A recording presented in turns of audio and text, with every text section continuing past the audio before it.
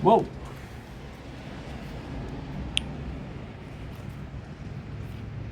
It's okay.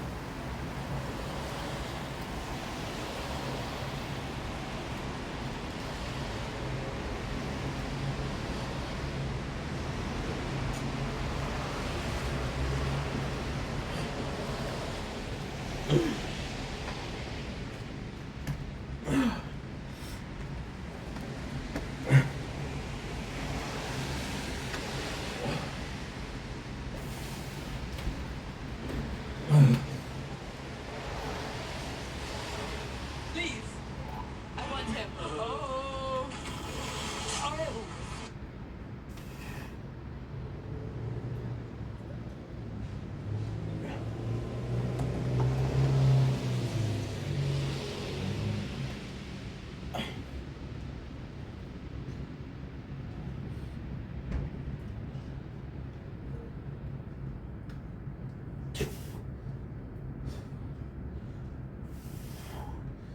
Okay.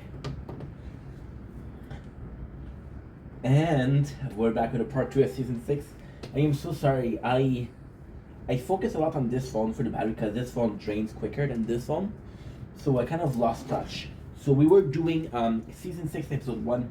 Once again, establishing the how the park's doing. Randy decided to be HR, the park supervisor. Now, what is kind of cool is we did see.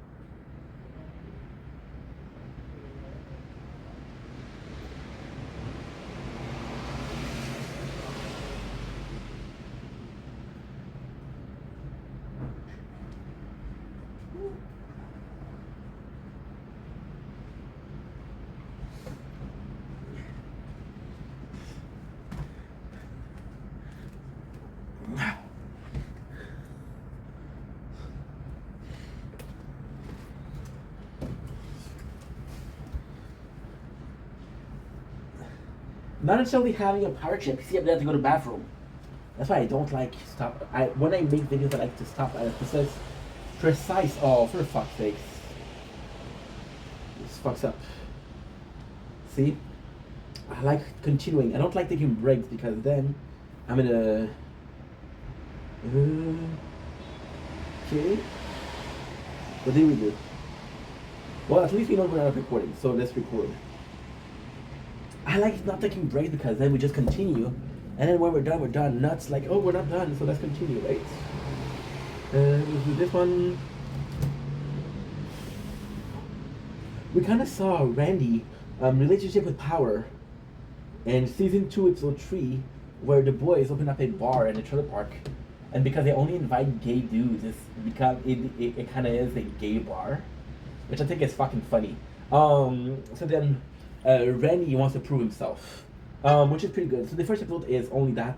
We see Leahy realizing that he's been drunk, and he realizes that the boys, when they're around him, they fuck up because they're drunk, but he fuck up because he's drunk. I don't know if you guys see this. This is beautiful.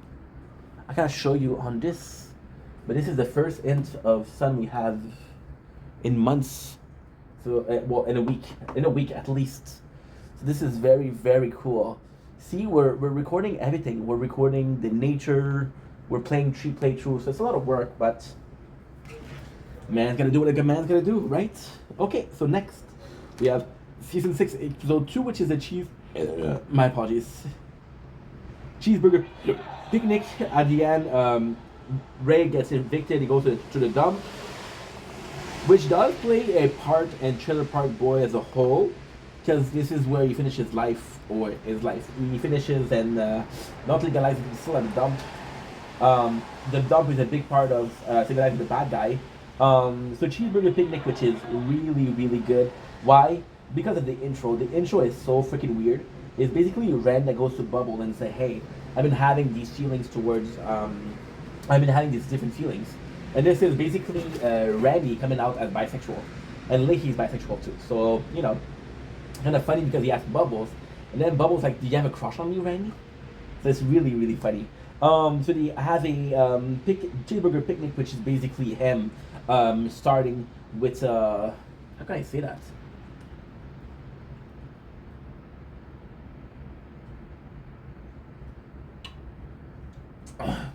I would say crowning ceremony. Does that make sense? We have one for one of the first time. Leahy doing a confessional, which is really good. We have more of Ricky and Lucy relationship. You see, I'm tired. I don't want to make the content anymore. I'm gonna force myself to pull it through for you guys, but I don't want to do content today. So that's pretty much it. It's not interesting, Ricky and Lucy, because they're constantly fighting. In a perfect world, they would be this one relationship, but they have to be this functioning relationship. If they're not functioning, go away. The problem with Lucy and Ricky is they're too much. It's too much of chaos. It's too much of fighting, right? And it's boring because it's the same thing over and over. Drama is fun. Same drama is boring. So you got Leahy comes to see Barb, and it's like, yo, if I drink, I fuck up. The cool thing is, everybody's in the park invited to the Cheeseburger Picnic. I think except for Corey and Trevor. I think except for Corey and Trevor. Ricky and Randy are Ricky and Bubbles are saying like, we're gonna fuck up the Cheeseburger Picnic, which is really cool. Ricky, this is great writing. This is really good writing. Ricky is make some prank call to fuck up the picnic. And because this is how we finish the season. Forget about the big drama. This is a good season of Trailer Park Boys. So we have the boys playing pranks. They want to invite Julian. Once again, Julian in the season is very absent. We have Ricky, business, which is Garbage Land, which is super fucking funny because Bubbles has Kitty Land. So what Ricky does, which is smart, is he takes people. Furniture, puts them on the road, so it's garbage, and then he picks them up. So it's really cool because he's not technically stealing, or his mind is not stealing, which it is, right? It is. But then even when Leahy follows him, he's like, yo, I know what you're doing. So it kind of makes sense. We got the cheeseburger picnic. We have the exact thing in front of us. Cheeseburger picnic. Let's make Sunny Hill to the park a nice place to live. Police already want to talk to you. Let's take control of our park. I love this because so it's kind of complex, but Leahy didn't have a good relationship with the park. Reddy has a good relationship with the park, but it's mostly because, and this is more something we see more in the later season, but Ted has a crush on Randy, and Randy serviced him sexually. So yeah, bunch of greasy stuff, you know, bunch of freaking greasy stuff. So they steal some stuff. Pretty simple. We have Ricky and Trevor talking here, and it's nice because you never had those two talking. It's also nice when you have characters that have been there since season 1 that finally talks together. We got the picnic, which kind of fucked up. We see Lucy and we see Sarah get drunk, and this is cool because we often talk about them being drunk, so showing it is something different. We have the picnic, which is basically they're both talking about the police. Ricky is with his father in the dump, so you kind of see the living situation of Ray, which is kind of important because it's one thing to say that Ray's in the dump. It's another thing to say, okay, well, this is where he's living for real. And when Leahy gets here and says, "Hey, you live at the dump for real?" We can confirm that Ray's living at the dump and is comfortable in some ways. You know, we establish the fact that okay, well, he's truly living and he truly has moved versus saying like, well, last episode he was in the dump. We heard he was in the dump and now he's being taken away from it. It feels more real. It feels more genuine.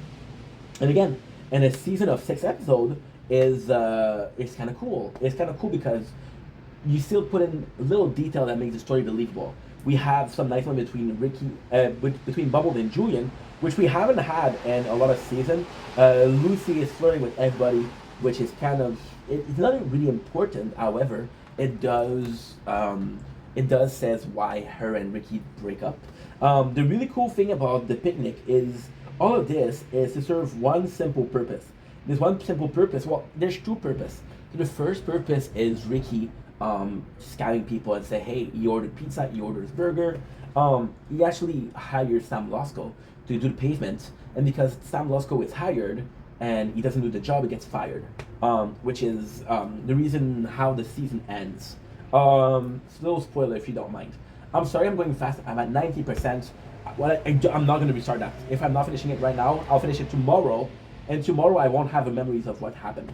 Because tonight I'm going to drink some wine. If you don't mind, of course. I might have some edible left. Who knows? Who knows? So the most important part is Sam Losco getting scammed and in prison. Second part is Leahy coming in super drunk, making the whole park believe he's a drunken. Now, the cool thing about Leahy coming in drunk, at the beginning of this episode, we had Leahy coming in and saying, "Park, I'm going to pretend to be drunk." And we actually see him pretend to be drunk, which is super cool. Funny thing is, Leahy pretending to be drunk is actually John Dunsworth, because he never was drunk on the scene. He's just a brilliant actor, right? So him doing that. And the funniest thing is, when Trailer Park Boys came out, they were growing weed. It wasn't weed. It was another plant that looked like weed. He wasn't drunk. He was drinking iced tea. And Leahy didn't like iced tea. That's actually kind of funny. And that's pretty much it. That is pretty much it. Am I forgetting something? I don't think so. Oh my god. I had to finish in Piss Jog. So in season 1, in season 6, we established that Corey and Trevor had a really toxic relationship between Ricky, Julian, and Bubbles and them. So they have this own kind of like a grocery store, right? It's a grocery store. They call it a convenience store, but it's a grocery store. Convenience store, okay, I'm gonna call it convenience store, which is cool. If you play Trailer Park Boy Greasy Money on the application, which is the only mobile game for Trailer Park Boys, which is a clicker game, one of the first minutes that you have is Corey and Trevor convenience store. So that's kind of cool. We established that. So the boys, they go in, and it's funny because there is Steve Roger. And the funny thing about Steve Roger is, because I saw the show so often, I know who he is. But we know that he's a celebrity and he covers local news. So we saw him in season 2, episode 2, What the Fuck Happened to Mike's Trailer Park, when Sam Losco goes in and gets elected, or wants to get elected as Trailer Park supervisor. And then Leahy wins. So we established his characters, and they even talk about, yo, I know you. So the fact that they mentioned like, hey, we saw each other, we know each other from this election. It's not really important right now. But back then it was important because back then there was possibly 4 or 5 years in between season 2 and season 6. So reestablishing, oh, there's a connection here. And the problem with Steve Roger is Steve Roger will never be a character that is part of this show. For example, Philadelphia Collins, yes, you need to remind us who you are. Sam Losco, you need to remind us who you are because we see you, but not often enough, right? Last time we saw Sam Losco, he had his veterinarian practice. So why is he doing pavement? You're spending time explaining to me who Steve Roger is, but you don't explain what happened to Sam Losco. You understand what I mean? Kind of crazy. Season 6 is great because, again, I'm going to repeat myself, but it's what Trailer Park Boys should be. And it's a perfect ending to this show. Okay, cool. We have high definition pitch dog. So then Bubbles comes out and have the Kitty Land Love Center, which is a daycare for cats. Now, the way they put it is actually super cool. Bubble always had this dream of having a cat daycare. But now that Barbara asked him for rent, which nobody did before because he lived in a shed, she's like, okay, well, I gotta find a way to get some money. That's the way you find it. We also know that Ricky sells used furniture or garbage furniture, so he sells garbage land. The funniest moment of the episode is when Bubbles do a confessional and say, hey, Kitty Land, you must have gotten the ID from Ricky Garbage Land. It's the other way around. It's so fucking funny because people will say, oh, yeah, it's Ricky, just Bubbles, just copy it. No. Bubbles the brain, right? So I love it. It's actually really nice. The episode in itself is actually really nice because you kind of have this picture perfect of the season. There's very small elements that serve so many purposes. So, for example, we established in episode 1 that Ray's biggest problem in the park was he had piss jog. So he was a truck driver, and because he didn't have time, he pissed on a jug and then he threw it on the road. So he did it on the trailer park, right? And then Leahy, because he's drunk, they say, hey, pick up the piss jug and bring it to the dump. Which actually leads Leahy to find out that Ray lives in the dump, which is super important in this very episode. What else?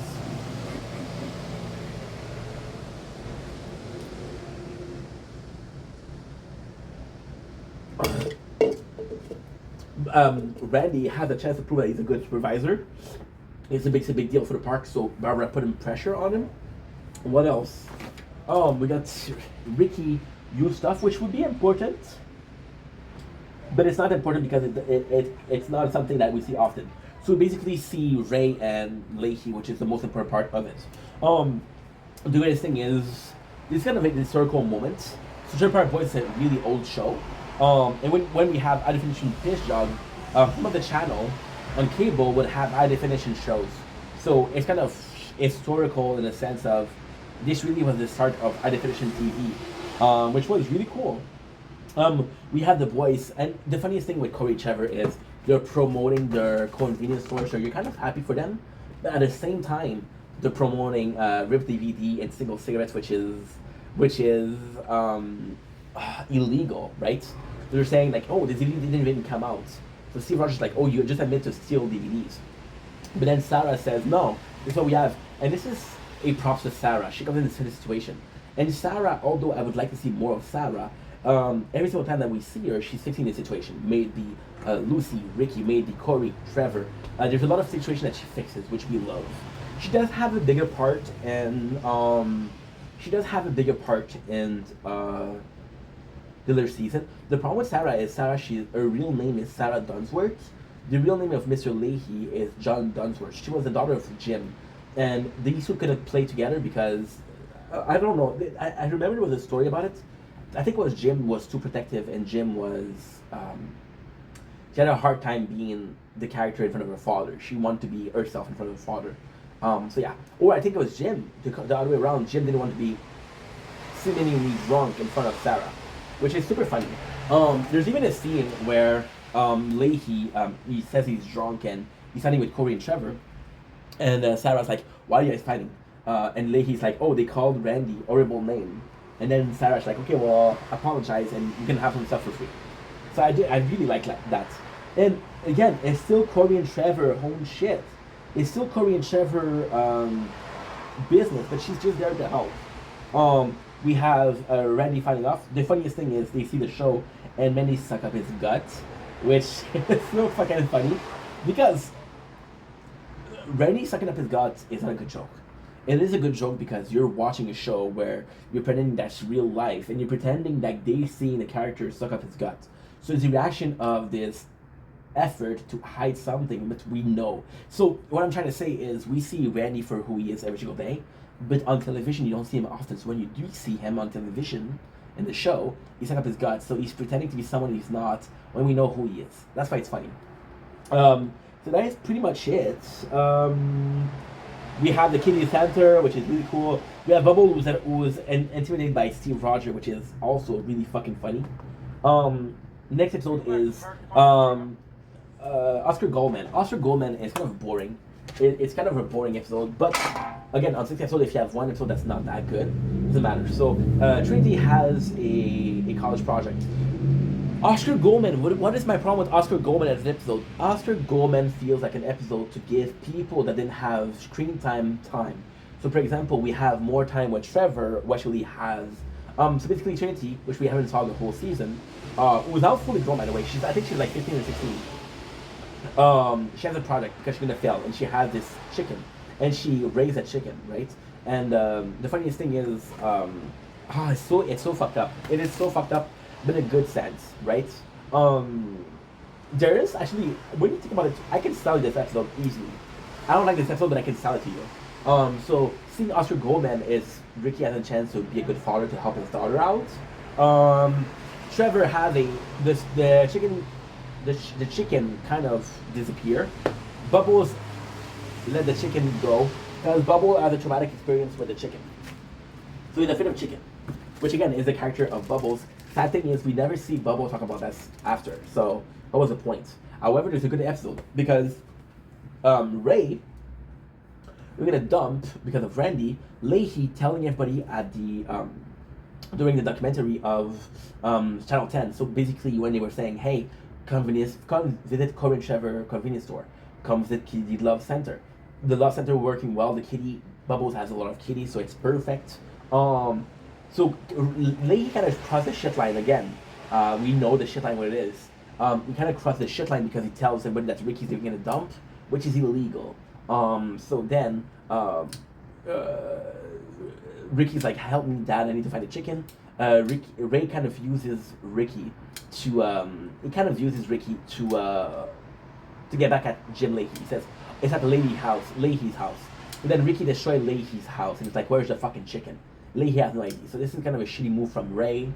But again, why do I like this? It's a shitty move from Ray, and I hate it. However, to me, this is cross the shit line. Don't need to be doing something dramatic. Do something simple like, "Hey, you fuck with me, I fuck with you. We're even." As easy as that. This is the true don't cross the shit line, which we love. Okay. See, I'm trying to hurry up because we're at 10% batteries. I'm not gonna have the time. Fuck you. So we have funny moment because they're going to the dump. Ricky gets his dick bitten by a snake. Trevor's like, "That's like the prison house," and Ricky's like, "You want to suck my," you know. That's actually fucking funny. We got more of Trevor and Ricky working together, and again, it does feel a bit forced, but it's a nice change of pace. It's two characters that weren't supposed to be together, that work together. The funniest thing about this episode is they actually go on the hunt for chicken, which is something I wouldn't find interesting. But if it wasn't for Trailer Park Boys, I think it's interesting. Now look at this is the funniest part. Look at this. That's how cool it is. Is that it?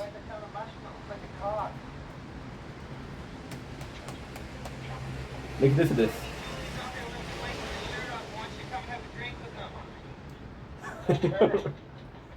right away.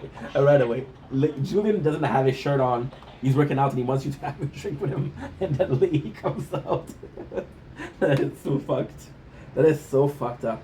There's a really cool scene where they go in, they have this project, and it's nice because this is the first time we see Ricky in a school for his daughter. So they raise Oscar. She gets a good grade and she passes, so it's really fucking nice. That is the episode. That is the episode. We have Halloween 1977, which is possibly possibly the most important episode ever. So again, this is where we have Randy asking Bubbles about sexuality, because Randy's in love with Sarah. Um, I get it. Sarah, she's hot. So yeah, so it's kind of crazy. So Leahy, when he was drunk, told Randy what happened. Why he was truly out of the police force. I'm gonna go in and I'm gonna charge the phone. I don't have a choice. Otherwise, I'm not gonna be able to finish. I like doing videos outside because I'm Canadian, in case you guys didn't notice, but we spent the whole fucking winter inside, and I'm like, dude, I don't have a choice. So when I do have a choice to make videos outside, I do them outside, right? I live in a small apartment. I live in 1.5, so it gets cramped up pretty quickly. 5%. However, we're good. So Halloween 1977 is so fucking important, and I don't have the computer. I can tell you by heart. So Randy needs proof to get the boys to jail, and so what happened is kind of crazy. He gets evidence. It's so fucking good. So basically, we learn what happened to truly happened to Leahy. So Leahy was always this guy who was kicked out of the force. We never know what happened. So we know the event. So the funniest thing is you got the three characters, which is Ricky, Bubble, and Julian telling their story. Ricky tells that it's Julian Bubble's fault. Julian was drunk, so he doesn't remember. Bubble tells the truth. And this is so important because it is the genesis of what happened. This is why Bubbles respect Leahy, because Bubble feels bad about what happened. He was a good cop, and because of the boys, he lost his place. So basically what happened is 3%, fuck, I don't know if I'm gonna have enough. Fuck. I don't even know, guys. I don't even know. So what happened is the boys were drinking alcohol at a very young age. Leahy confiscated the bottle. He went back to his cop car. He got into an accident. The bottle fell on him. Because the bottle fell on him, he was drunk. He wasn't drunk. He smelled like alcohol. And then George got him arrested, which kicked him out of the force. He was never guilty. He was just trying to protect us. And the craziest thing that Bubble says was Jim was nice to us. Jim was really, really, really nice to us. We fucked him over. We destroyed his life. We ruined his life. Right? Do you give me a sec? I don't know if I'm gonna be able to.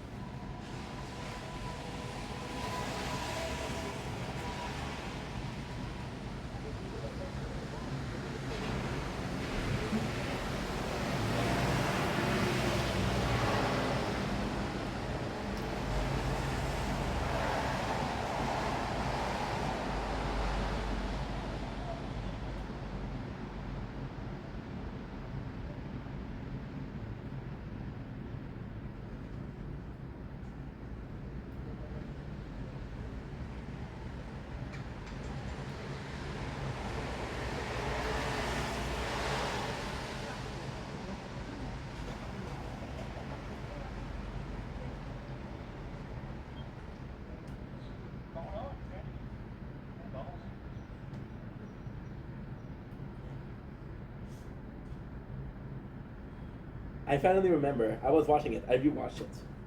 Such a good moment. Oh my god, completely forgot about it. So we got like I said, everything I said is true. Now the reason as to why was because Randy started evicting people from the park. So it's kind of cool because the park was kind of shitty. Before, without Ricky and Julia, people don't pay their rent, people don't pay what they owe. They're kind of just like, oh, Leahy doesn't allow us. Leahy will allow it. Leahy will allow it. Right? And then, my apologies. What ended up happening is they kick out an old couple who has this recording that proved that Leahy was innocent, was completely innocent. And this is, to me, this is the greatest moments in the Trailer Park Boys 12, 14 season. It is the most important part. I'm gonna tell you first. So first, Randy evicts J-Rock. And now the funniest thing is, Randy's starting to evict a lot of people. He evicted J-Rock, he evicted Ray, he evicted this old couple.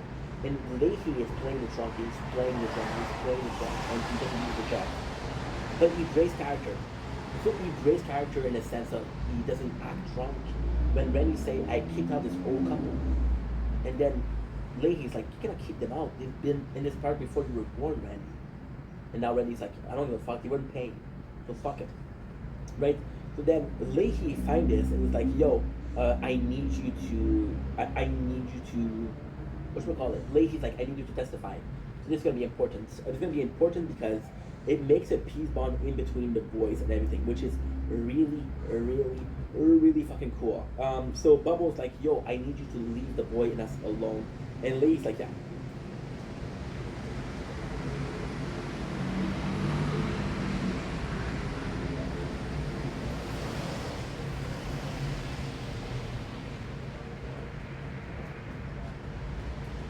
So you got those three guys talking about it.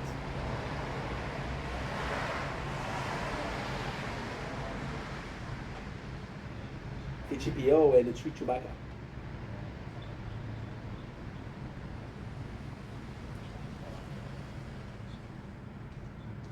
There you go.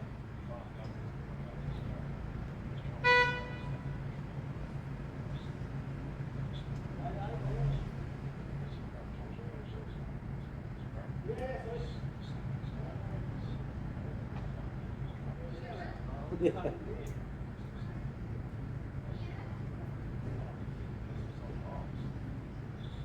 You're defending. I love this.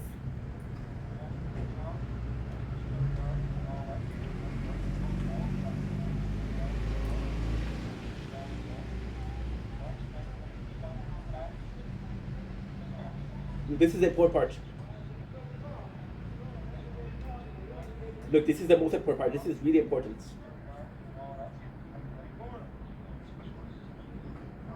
Like, see Ricky Blake, Blue Bubbles, and Julian. This is the most honest the both have been.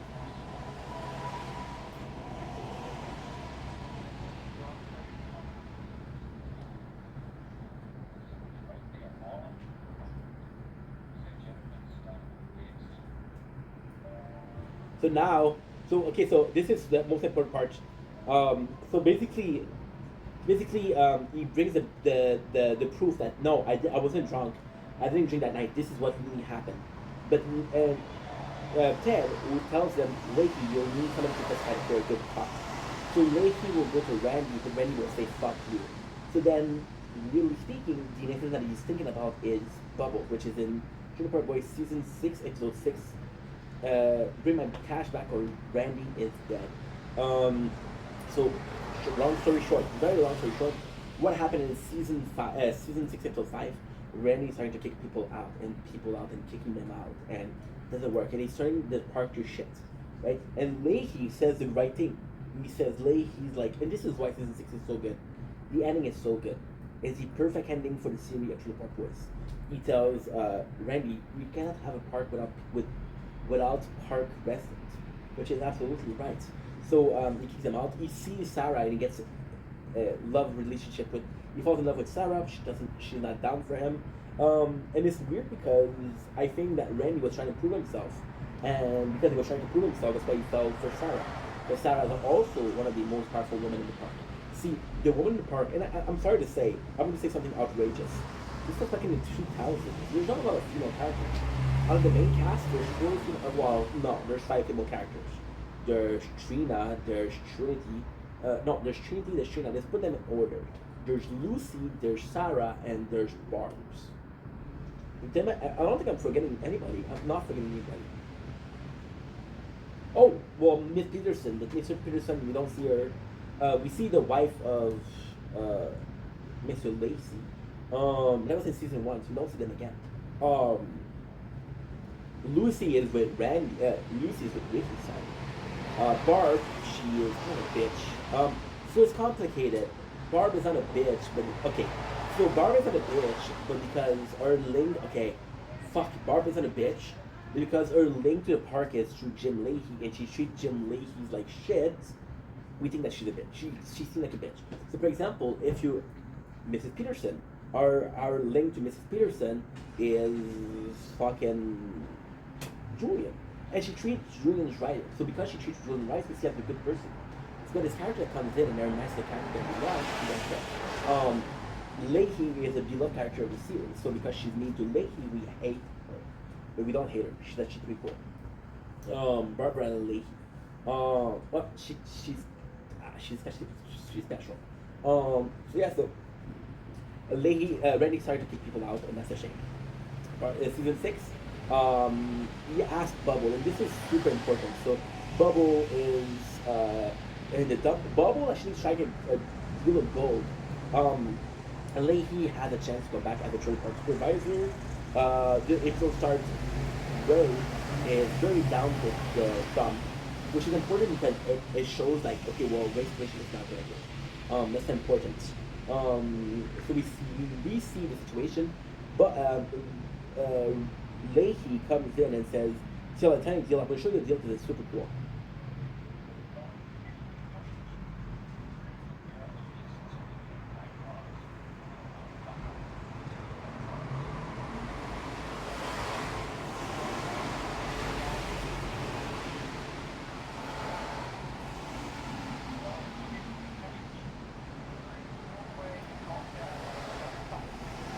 See, because he's tiring of people.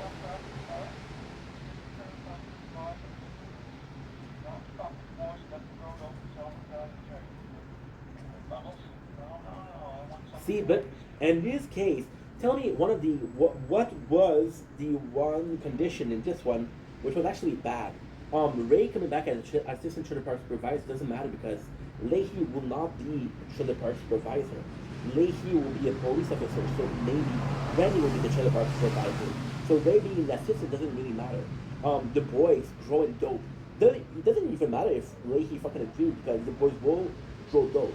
So to jail, how does the jail affect us? It doesn't. So actually, pretty good deal. So then, what is that?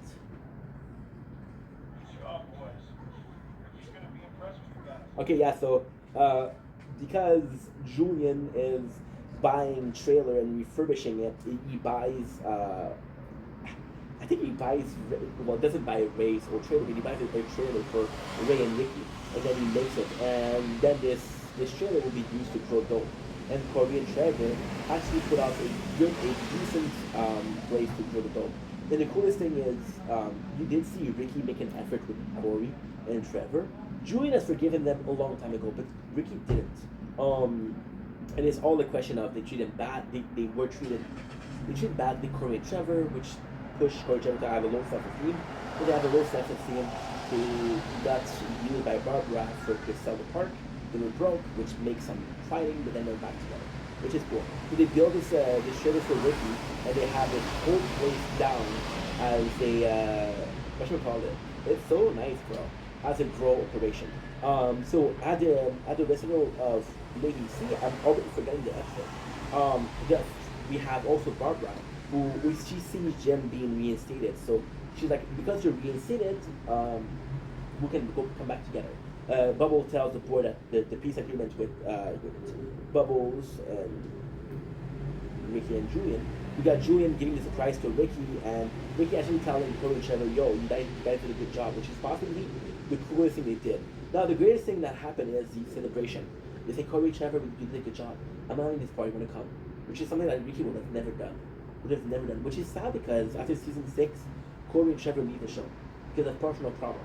So apparently, the boys were Corey and Trevor were being treated badly behind the scenes. Now there's no proof that there's no proof. Everybody doesn't agree on it. It's kind of weird. The people will say no, it's not true, but they don't say nothing. If everybody was agreeing that they weren't being treated as badly, you wouldn't say shit. But because you don't know, it's kind of hard to say, right? So that's pretty much it. We have Leahy coming back as a police officer. Give me a sec. I'll show you. This is also good.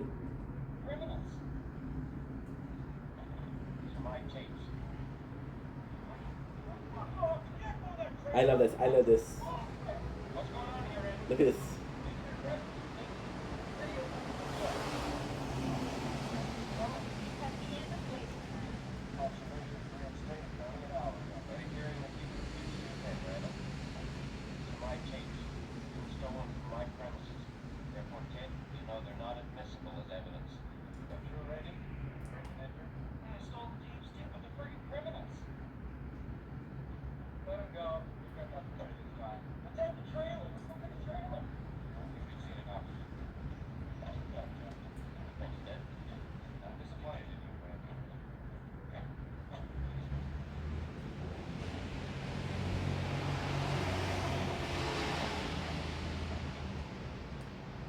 See, this is so fucking important. You see the way he shook Randy's hand? Ricky, okay, so I cannot tell you because it's gonna spoil, but this moment's important. Just remember this moment. Um, so, Leahy has this deal with the boys, not gonna go to jail. Leahy, the whole season, was pretending to be drunk so the boys wouldn't be as wary of him and say, oh, fucking Leahy is drunk, we can do whatever we want, right? Which is something we heard the boys say multiple times. So then Leahy records them, and the plan is to get them to go to jail. But then Leahy, becoming a police officer, see, it's weird. I don't know if Leahy becoming a police officer makes him think that he's going to control the boys better, or just make him a bigger authority. Um, so you respect authority. The boys didn't respect Leahy as the chairperson supervisor. Do they respect Leahy as a cop? Maybe. Just maybe. And Leahy, once again, Leahy takes away, put him back as a police officer. He doesn't go crazy. He doesn't go crazy. He controls his drinking. He can control his drinking. He actually chill. See, the boys, yes, I'll admit that the boys fuck with Leahy more than Leahy fuck with the boys. But it's a give and give. It's a cat and mouse, right? Now they coexist. So then what happened is, because of Ricky calls Sam Russell. I gotta say, Ricky is my MVP in season 6. He fucked up a lot, but for the first time ever, he fixes mistakes. He fixes his mistakes. So see, Randy, that's the craziest thing. That is the craziest thing. Randy, if he went to the tape, if he went to the hearing of Leahy and helped him get back in the force, Leahy would have never signed a deal with the boys. And the boys would be in jail. He would have won. They would have won. But Randy didn't want help. Then Lost will come back, Sam Lost will say, hey, I want my money. And then you think that Randy's behind it when it's Ricky that made the joke. Because Ricky made the joke, Sam lost his job and lost his income. So Sam's like, I want my money. So he kidnaps fucking Randy, and then Leahy gets drunk to celebrate his resettlement in the force. And the coolest thing is, he tells Ricky, I know. So technically speaking, this is so important because, yes, the show's about Julian, right? But technically also about Ricky and Bubbles. Bubbles is a character that gets a lot of screen time, but isn't a leader. Ricky is also a leader, less of a leader than Julian, but still a leader. So then we have the moments where he gets. This is probably one of my favorite moments, and it's this. So you got Leahy and Ricky, and Leahy's like, "Yo, I know what you did." And that the craziest thing is, he chooses Ricky to come and get Randy because he knew that Ricky was behind the call. It's like, "Yo, you kind of fucked up. Help me get Randy. This is your fault too." And Ricky's like, "I'm with my family, dude." And Leahy's like, I'll arrest you. Like, okay, well, I'll help you. We're gonna get drunk together. And this is one of the sweetest moments. So Ricky's like, yo, I'm sorry, Sam, this is my fault. So they kind of save Randy, which is super cool. And Ricky is actually doing the right thing and saying, hey, I'm guilty. He could have just said, fuck you. Okay, so this is also super important. I love this moment.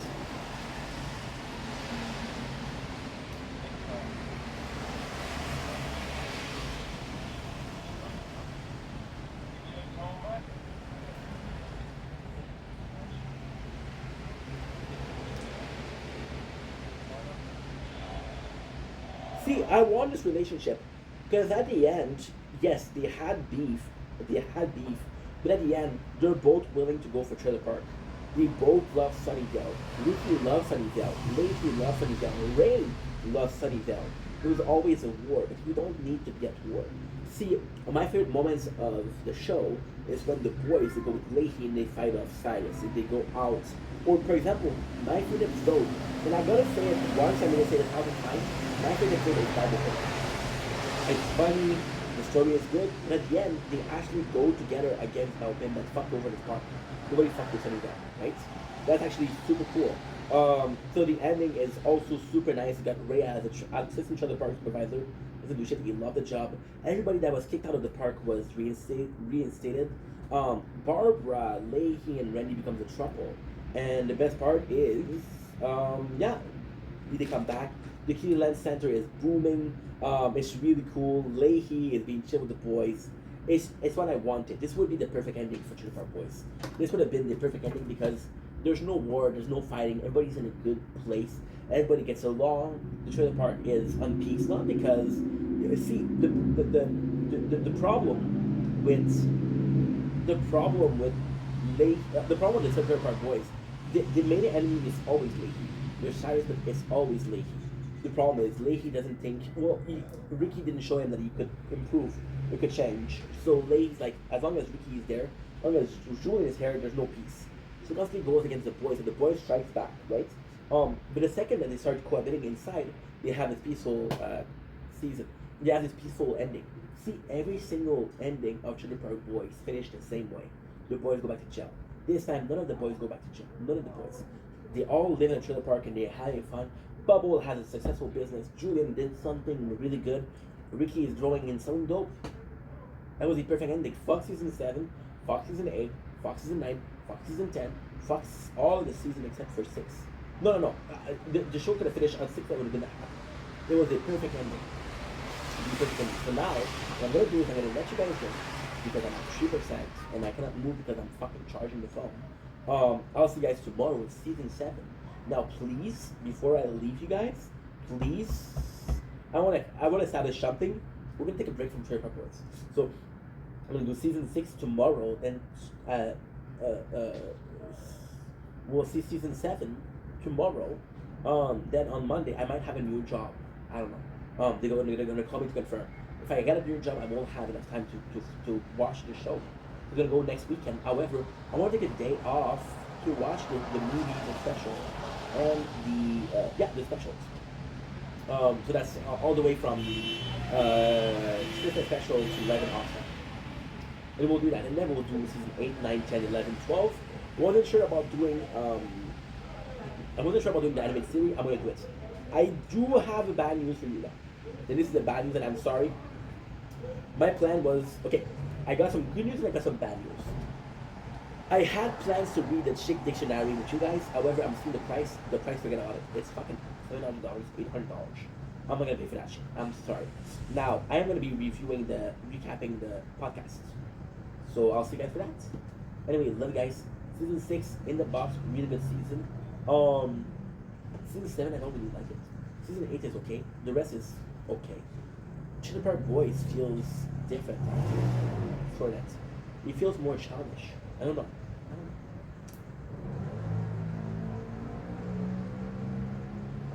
Okay, good.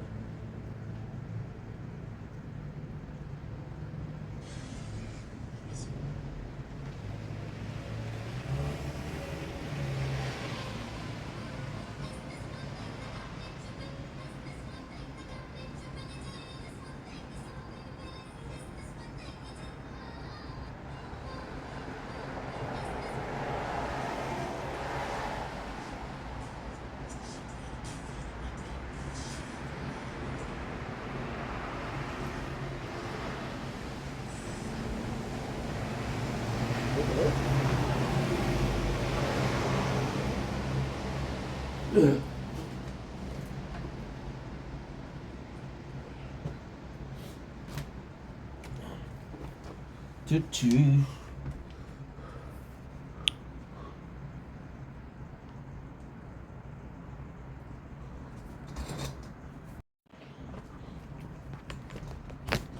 Okay.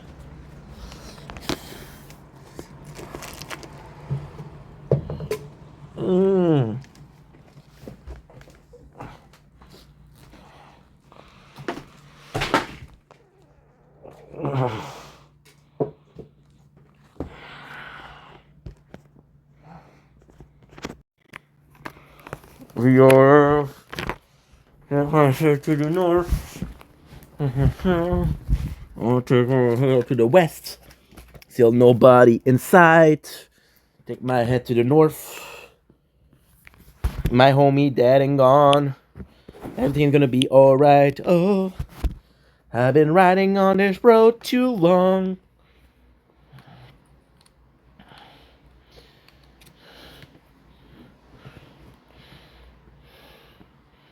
Dead and gone.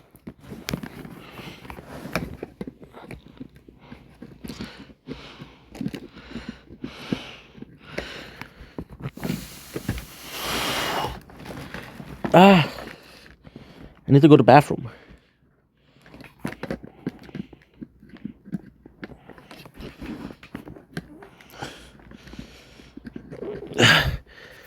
Okay, give me a sec.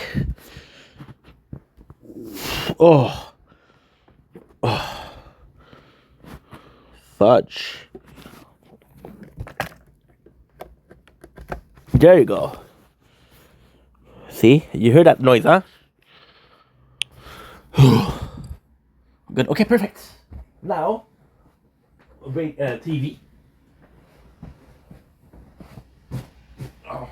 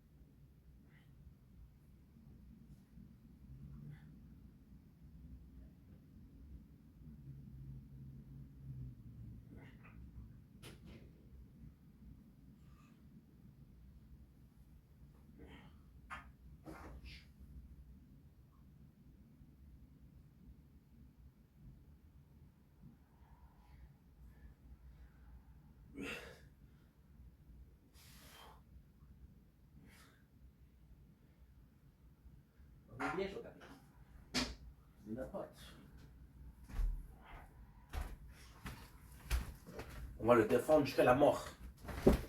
Tu captes? Oh, feels good. Holy. And I'm also gonna take a shower. Because I haven't taken a shower in a couple of days. And I stank.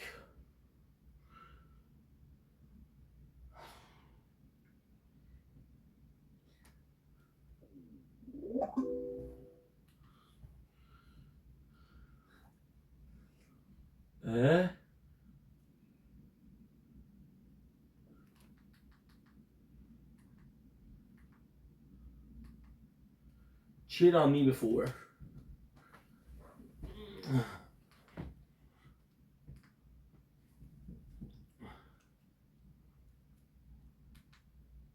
So, with Kim and Usman recently appearing on 90 Day Diaries, and with Usman confirmed to be appearing in Hunt for Love, I think it's about time we catch up on these two and find out what they've been up to over the last year.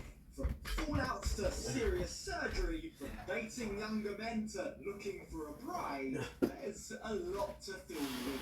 So let's start with Kim, who you may have noticed has been appearing more and more on our social media feeds lately. Why? Well, she's taking more of a starring role alongside quote-unquote 99 bad boys, taking the course of one Josh and her son Jamal.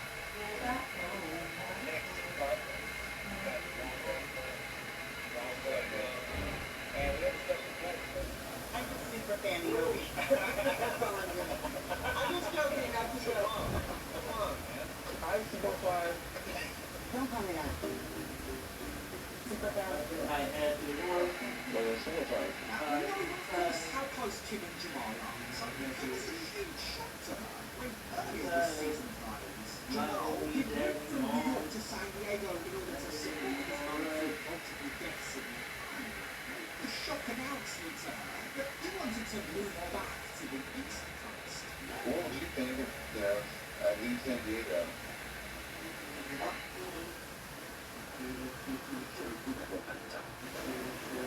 À présent, le sort de chaque être humain sur Terre est entre tes mains.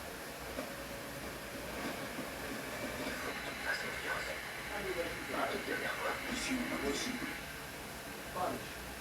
SO a toujours éprouvé la passion des gens ici pour le hockey. En 1936, SO commence sa première à la diffusion de la LNH. Puis, les 3 étoiles du match sont inventées à partir de notre logo. En 1952, la commandite SO s'étend à la télé. Et aujourd'hui, SO soutient fièrement cette équipe canadienne à titre de carburant officiel. SO, dévoué au hockey d'ici depuis plus de 80 ans.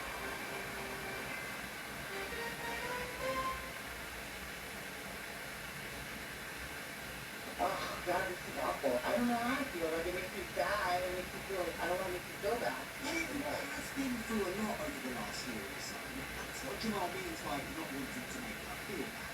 In a very short space of time, she not only lost her mum and her older sister, she's also been facing her own health battle. You see, in August 2024, viewers and followers of Kim on social media became increasingly concerned when Kim just completely stopped posting. In fact, during her hiatus, during her absence, a rumour began that Kim had had a heart attack. Kim did thankfully eventually go on to dispel these rumours and call the fake news disgusting. She did go on to confirm that she had undergone surgery for uterine surgery, but she had some fibroids to her health. Jamal, of course, wasn't ever present by her side throughout the war. So now, learning that Jamal will be with her, has kind of taken Kim out. It's going to take me a minute to process that. You know, I would never be one because I'm standing in the way. If you truly, want something you want to do in your heart, I would never deny that. From what I can tell from all the research that I've done since this was filmed, it doesn't actually look like Jamal has made that big move. But that hasn't stopped Kim from working on herself and working on her independence. Now, her impressive weight loss aside, I haven't been able to wear these jeans in a minute. Look at that. Kim has also been focused on healing herself. You see, a few months ago, back in March, she posted about celebrating her 55th birthday, writing, "I finally feel like I'm in a place where I can truly live my best life. Knowing my worth and being my authentic self is everything to me. I'm proud of the woman I am today." But, as Kim herself goes on to say, it did take her a very long time to heal from her breakup with Usman. The mind games were just like, blew me away. And it took me the whole 2 years to find my worth again and to find what kind of woman Kimberly is. Breakups, as we all know, especially when you're as invested as Kim was, are never easy. It can take some time to recover. So it's good to hear that Kim is now able to look back at her relationship with Usman and see it for what it really was. It was very one-sided, right? It was Kim giving all the affection, giving all the love, giving all the presents, and it was Usman playing the mind games and claiming that she should be thankful he's with her because he's the one that's sacrificing more. And that was a constant battle in their relationship, wasn't it? It was an ongoing theme. Who is it that's doing all the sacrificing here? I feel like it was just way too many sacrifices I was making. We were arguing all the time. We couldn't agree on anything.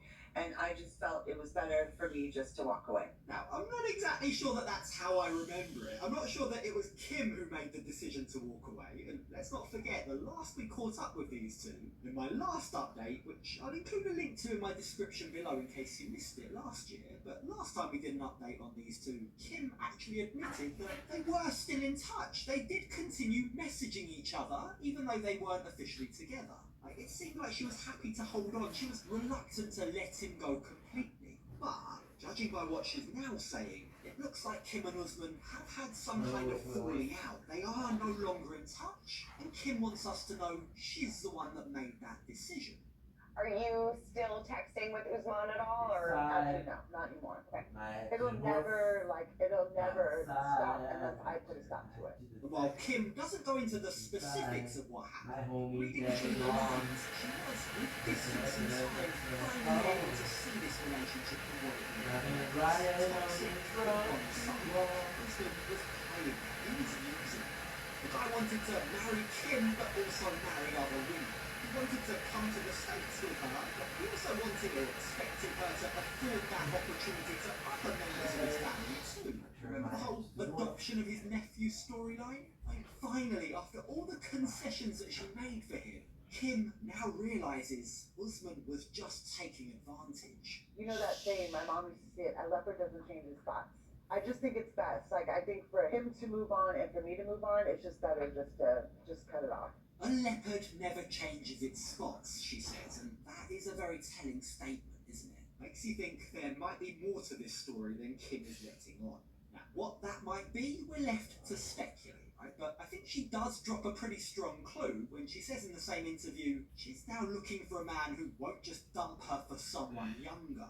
Yeah, that sounds like a pretty pointed remark, doesn't it? By that, she's either referring to the younger women that Usman wanted to marry in addition to Kim, or perhaps she's referring to the younger women that Usman has gone on to date since Kim. Whatever the case, Kim now claims that she's learnt her lesson. I'll be looking for more age-appropriate men from now on, she claims. I will never date that young. I feel like it's a mindset more than it is like an age thing, you know? Now, keep this in mind, right? Just remember that Kim says this, because while she knows that she should be dating someone her age, as we'll soon see, she just can't help herself.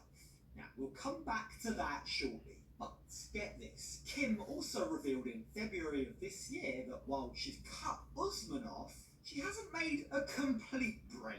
You see, she's still in touch with his family. I love his family. I still talk to his brothers. Every once in a while they'll text me or whatever. Now, I'd love to hear your thoughts on this, right? But my take is when you've broken up with someone, particularly if you were never married, if there's no kids involved, right? I think in 99% of cases, it's usually also for the best if you cut contact with their families.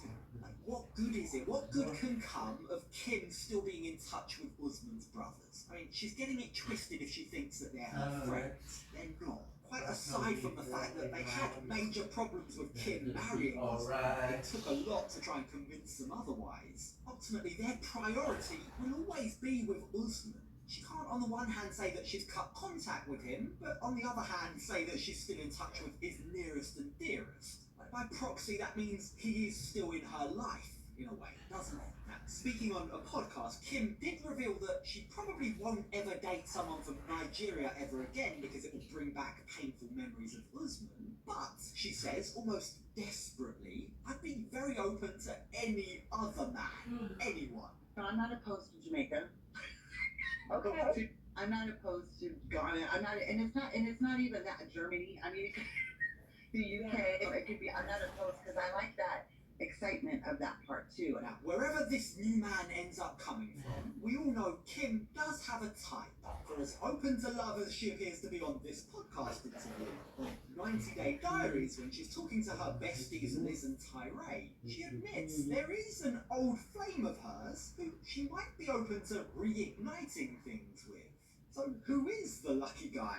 The guy that slid into my DMs, his name is Benjamin, but he likes to be called B. We dated before I met Usman. I've known him 5, maybe 6 years. As I say, Kim has a type, and B appears to be ticking all of the boxes. Now, I don't know about you, but from the looks of things, B does appear to be younger than Kim, doesn't he? So again, everything she said about learning her lessons seems to have gone out the window. Now, with a bit of persuasion from Tyree and Liz, and it really doesn't take much, Kim agrees to go on a date with B, and the pair head off to go bowling. And I think the date must have gone pretty well, because Kim's been mentioning B in interviews ever since. I'm talking to one like in particular, but it's weird because I knew him before I met what's his name, and then we just kind of like rekindled a little bit. It's really fun to be around B again. We always did have a good time when we would go out. He likes to make me laugh. He's very touchy. He's holding my hand. He's hugging me. So is B meant to be? Well, what we do know is, towards the end of 2024, Kim posted an Instagram story of her hand on a man's arm, writing "Date Night Soft Launch." And from what I can tell, that very much looks like it's B in the photo. Take a look. I mean, Kim has the same bag that she took on her date with him, and B seems to have the same watch and the same watch bag. Yeah, I think we can say with some certainty that is big. So, Kim potentially has a new man in her life. But what about Usman? What's he been up to? Well, his true love, his only love at the moment, is music, has afforded him the opportunity to build a brand new house. Guys, this is my house. Can you see? After so many years of hard work, I finally able to build my dream home. Genuine. Wake up. Hope isn't gone. It's built. Wake up. See what happens when the power is back within your hands. Voici Carl. Il fait valoir ses avoirs avec la banque EQ. Contrairement au compte chèque des autres banques, son compte avec la banque EQ lui offre des intérêts élevés sur chaque dollar. Donc, il peut se couler douce et épargner. Ben oui, Carl, fais valoir tes avoirs. A huge achievement for anyone, anywhere in the world. So, good job, Usman.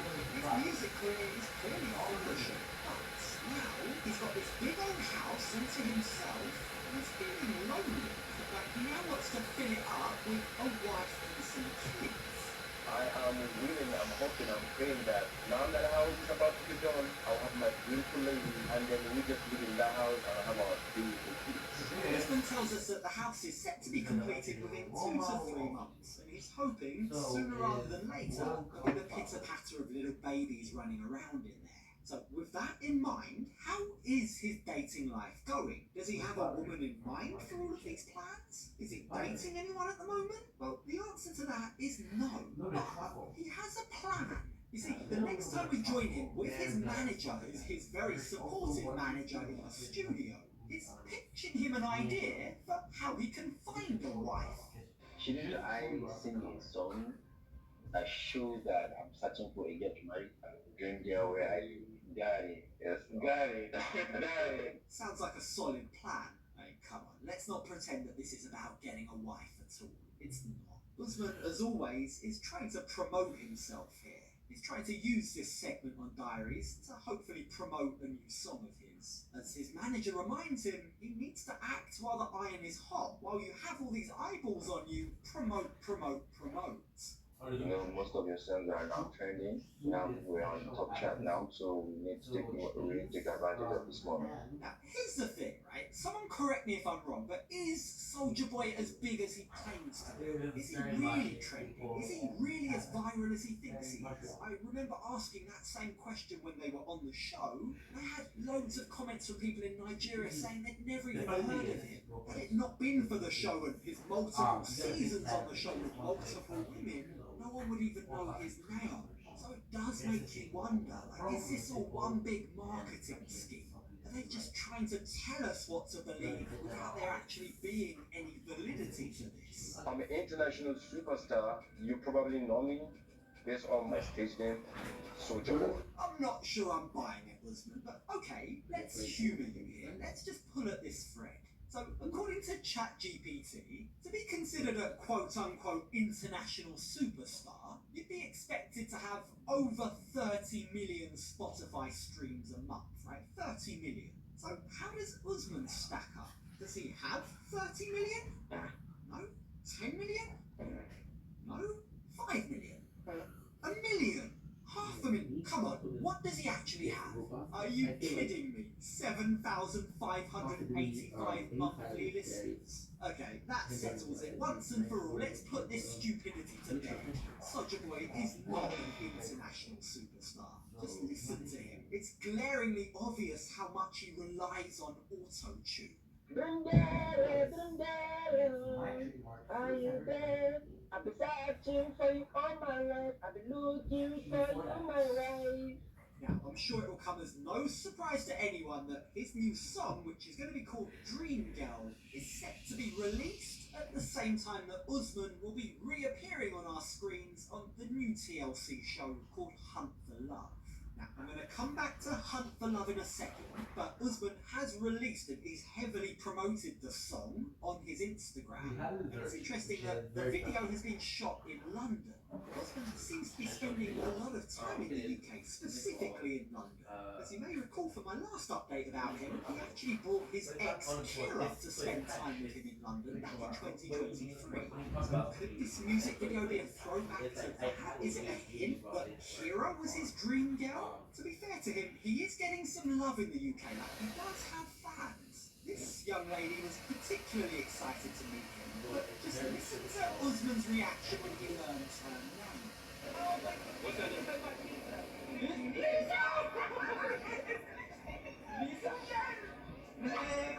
I think Usman has had more than enough Lisa for one lifetime. But going back to Hunt for Love and his quest to find the one, there have been a lot of rumours, and a slight spoiler alert here, but there have been a lot of rumours online that Usman and Courtney, who we know have been flirting publicly outside of the show, but on the show, apparently the pair hook up. But, get this, if the rumours are to be believed, Courtney dumps Usman for Colt. That has to hurt his pride, doesn't it?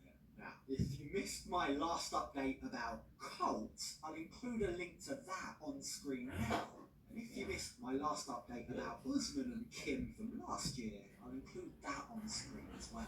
As ever, thank you very much for watching, and if you've made it this far to the end of the video, do me a favour, hit that like button, make sure you're subscribed. If you're not, hit that subscribe button, and I'll catch you on the next video.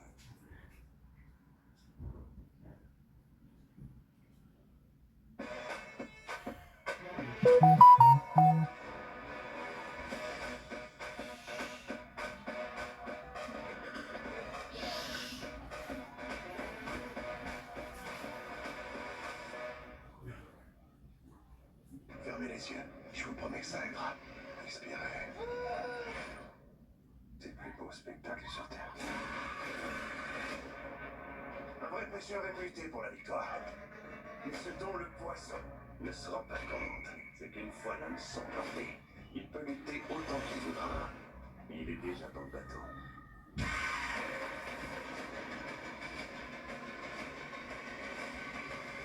Bienvenue à bord. And I call it with people. Who the fuck is ordering around me? Then why do I give a shit? Who gives a I shit? will not stop helping this man that I care about. And I'm very close to Billy because of your actions last fall. Me, your husband, is known for past 5 years now. He almost divorced me. And Billy, I will never leave your side.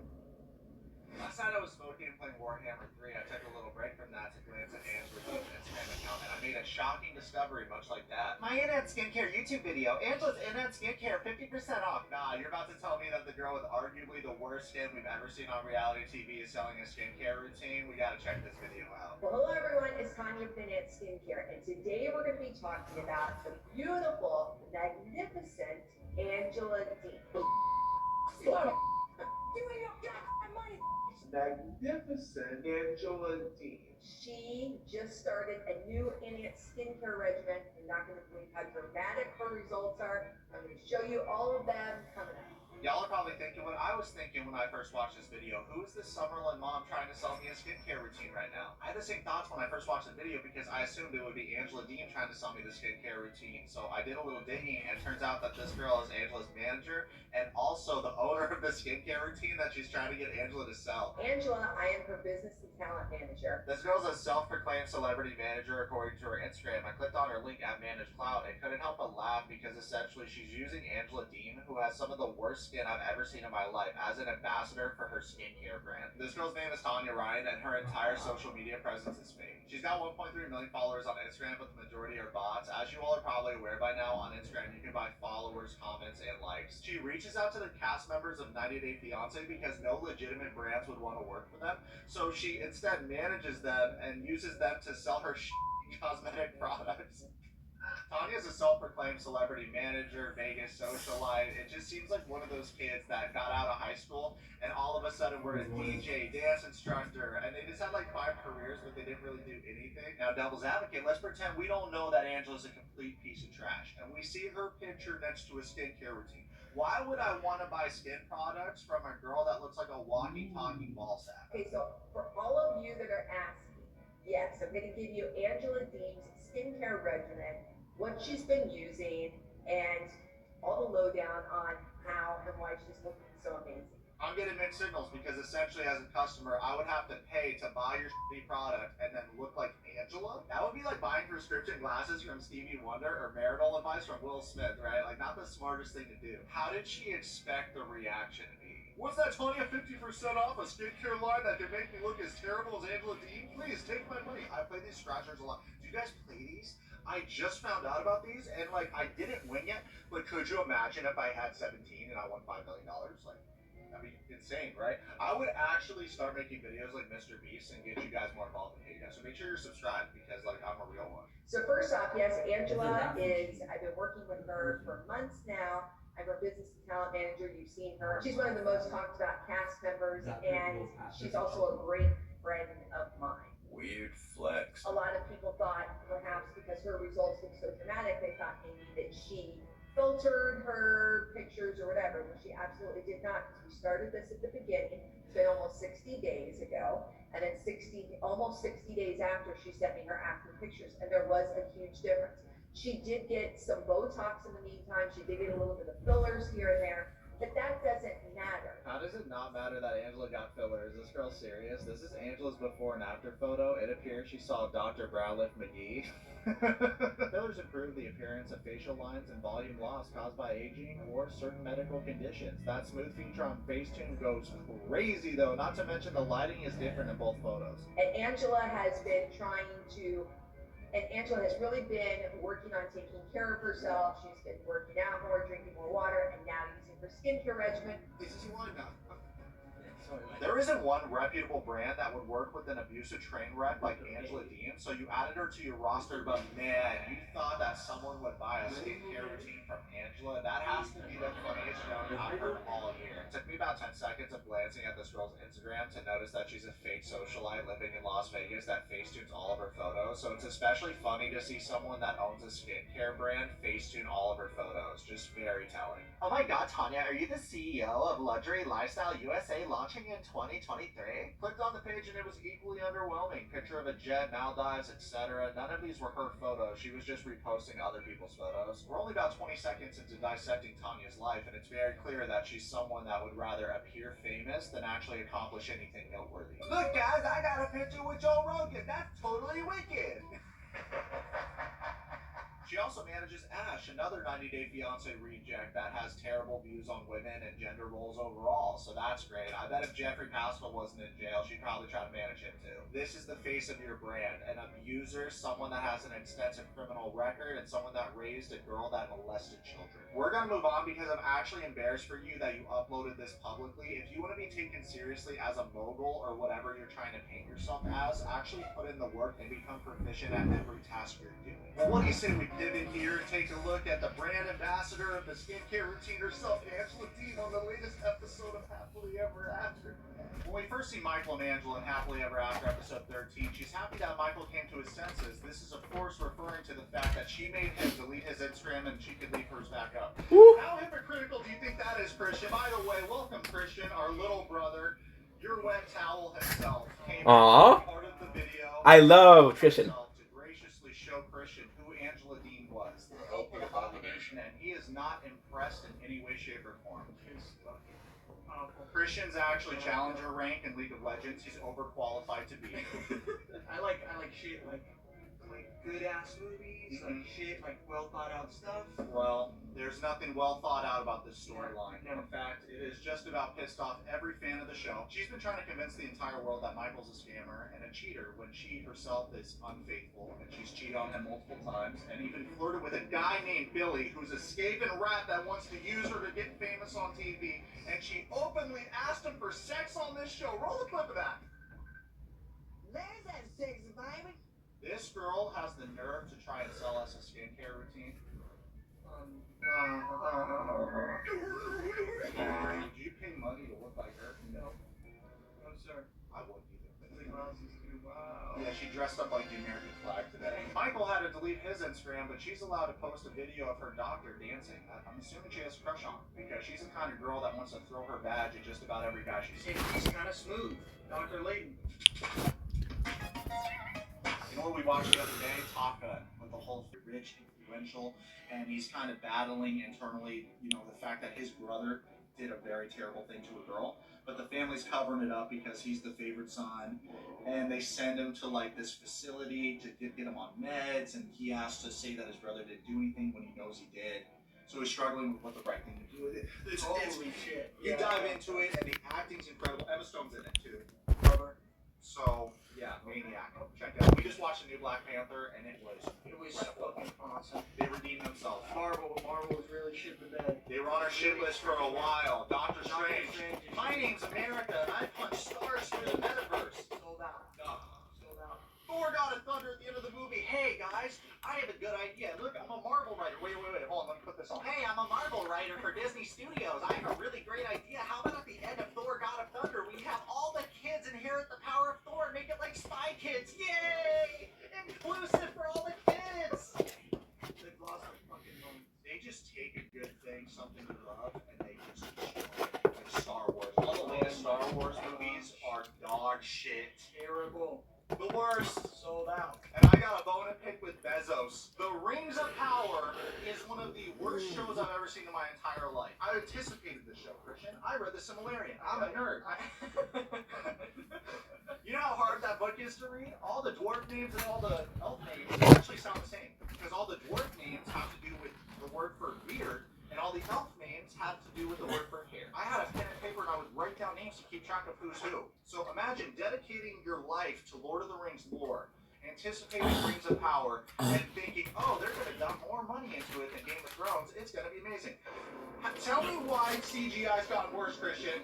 Tell me why Avatar is better CGI than it was in 2010 or something. Avatar 13 years later for the sequel. I don't know about this shit, man. Angela was honest to the audience that she doesn't feel like she needs therapy because she hasn't caused the problems in their relationship, and Michael has. She looks like an iguana mixed with Gru from Despicable Me. I can't believe that you could just rip them. Because of you, I took down my Instagram to make you happy, and I mean also to save my mind. But yours is still up. Well, I'm going to But hear about you this can, Instagram for the but next 30 years. but you can talk to men on social media. Oh, yeah, Michael! Yeah, give it to her back. The Zorro snap of doom. Yes. Finally said something. I think so too. Went for it. Let's go. Way to become a real Nigerian man, Michael. Stand up for yourself. You know, the minute that they stopped filming this, she got in his face and said, "You dirty motherfucker, how dare you do that to me on camera? Don't you ever do that to me again."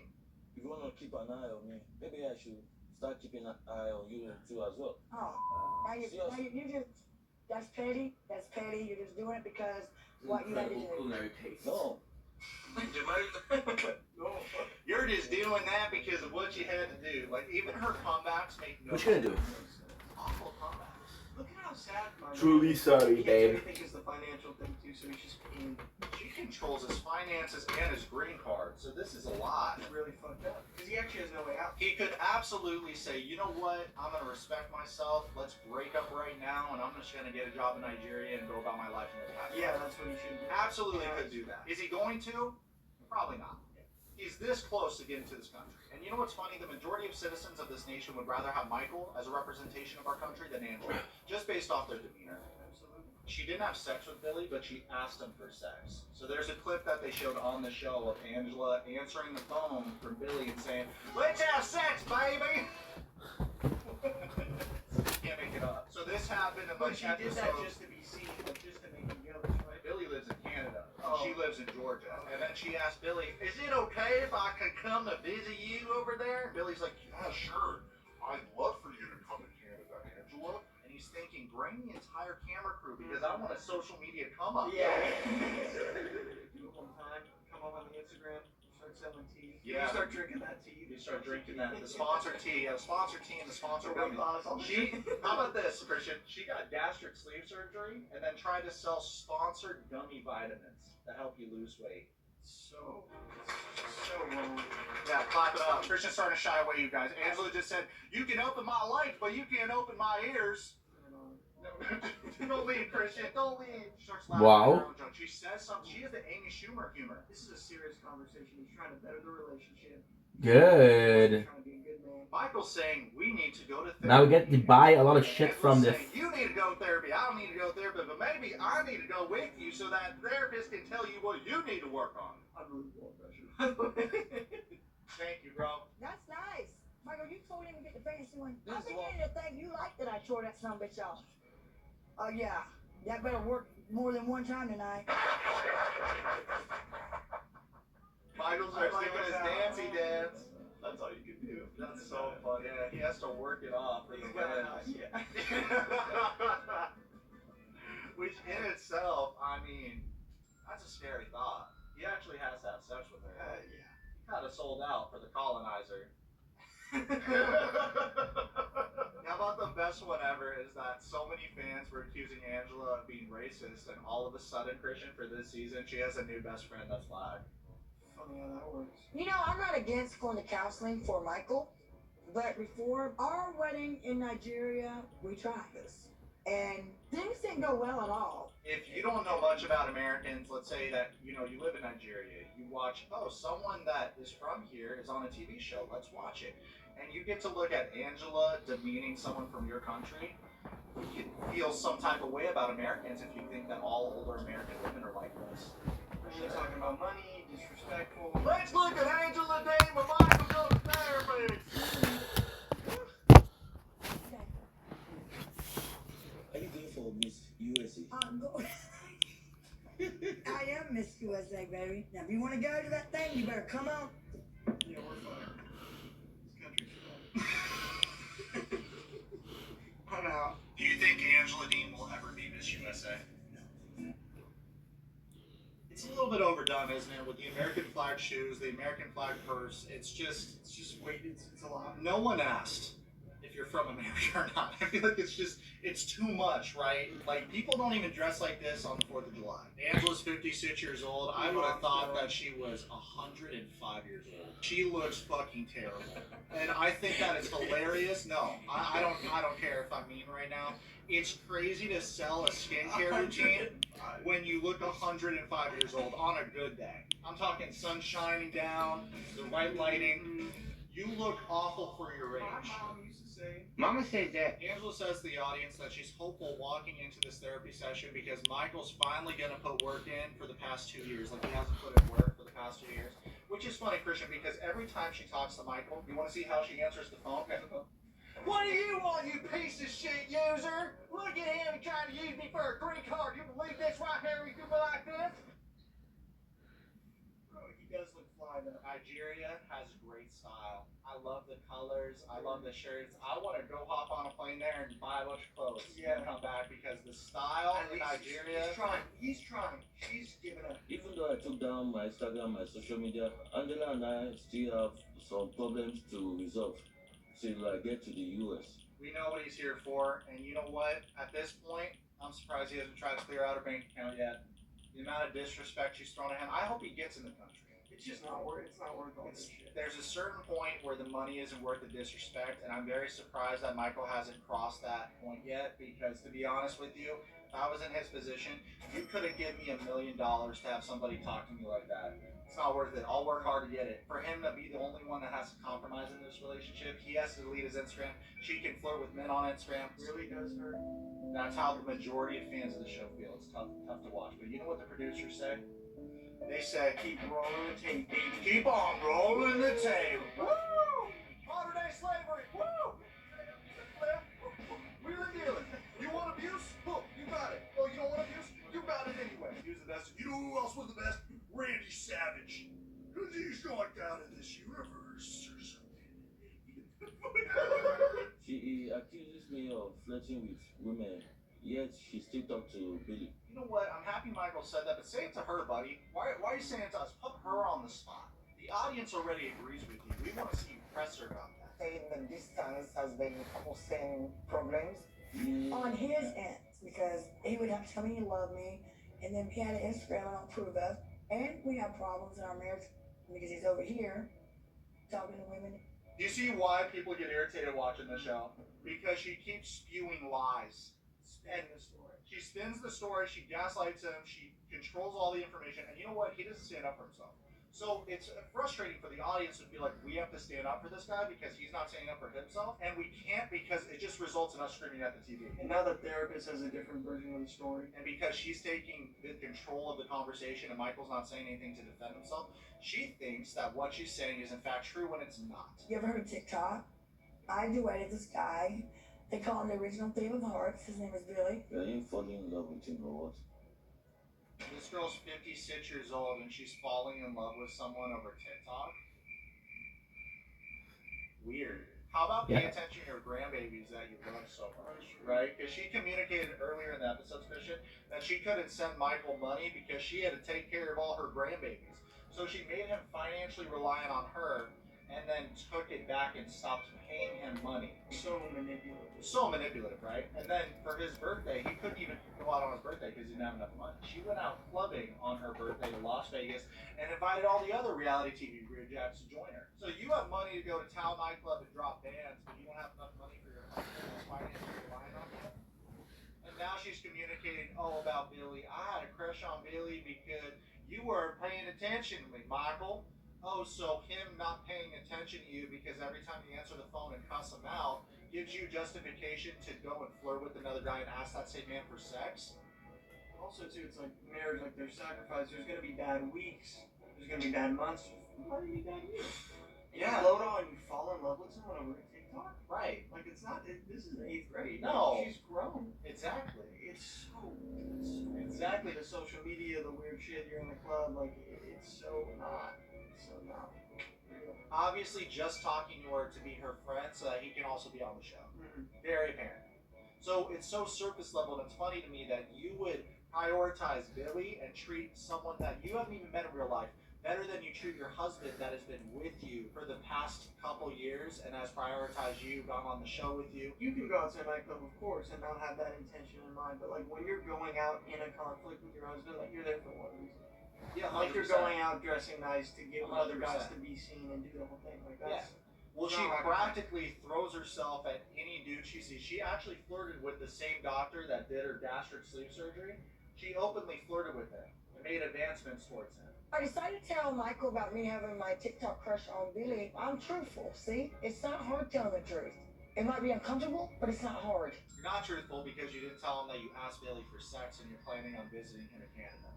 So, I'm truthful, but you're not if you leave shit out. Mm-hmm. Omitting information is also lying. Something elementary for us, but Angela has an inbred brain. She can't wrap her mind around these concepts, which is why she silenced her comments on her Instagram and she made it so you can't comment on her Instagram. No way. Because you know what's funny? She's the big bad bully of reality TV and she throws her weight around on everybody and talks shit to everybody, gets in everybody's face.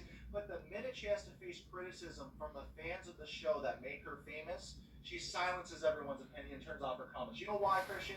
Because she's a coward. He's not only good looking, he's charismatic, but it's a crush. It's not an affair. And this relationship would have never worked because I love my husband. When you love somebody, you don't flirt with another man and ask them for sex and treat them better than your husband.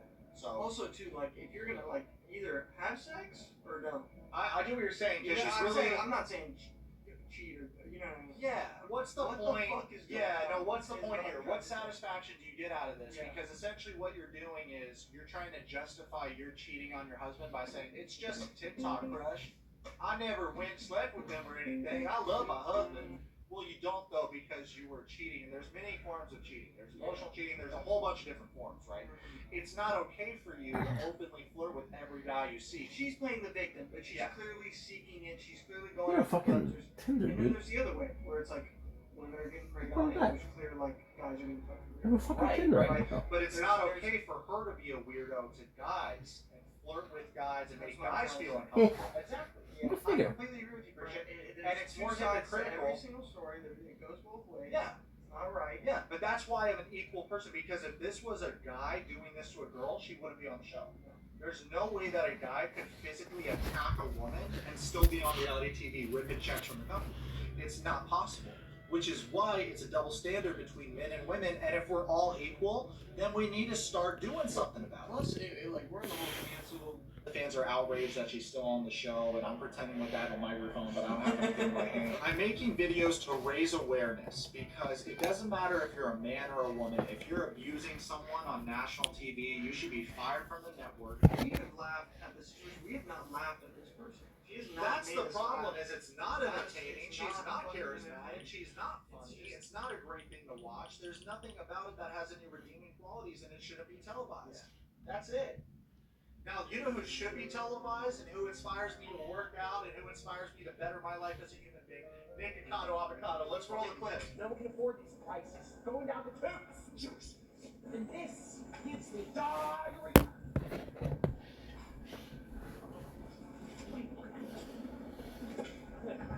Outside way. And ounces. Episode 14 of Happily Ever After opens up with Michael and Angela swimming at the pool. Right now, Michael's high-key stressed because in the last episode we reviewed with our little brother Christian, Angela told Michael she's planning on visiting her TikTok crush Billy in Canada. When Angela told me she had a crush on Billy at the counseling, I was very hurt. Believe me, I'm agitated too. It's incredibly hypocritical that Angela is allowed to fly over to Canada to suck off Billy and give the glizzy gobble, yet Michael isn't even allowed to look in a girl's general direction. Michael informs the audience that he still loves his wife and doesn't want to lose her to another man. Not a typical dude's response to catching his wife being unfaithful, but Michael has been very passive in this relationship with Angela. Codependency is a dysfunctional relationship dynamic where one person assumes the role of the giver, sacrificing their own needs and well-being for the sake of the other. Voila. Oh, thank God. Wow, Michael. I'm very much feeling like your wife right now. How crazy is this to watch? Michael's going out of his way trying to do something romantic for his wife that's trying to send another dude to Canada. I'm really super thankful that I didn't divorce you. Michael got Angela champagne and a heart-shaped bracelet. Clap it up her head. Nothing feels a narcissist like getting rewarded for bad behavior. If anything, she should be going over and beyond to do something nice for him. Once Michael feels like it's an appropriate time, he brings up the Billy situation again because he can't wrap his brain around this thought of his wife going to Canada to meet this pen pal that she met on TikTok. What will make me happy right now if we don't go to Canada? What is the problem with it?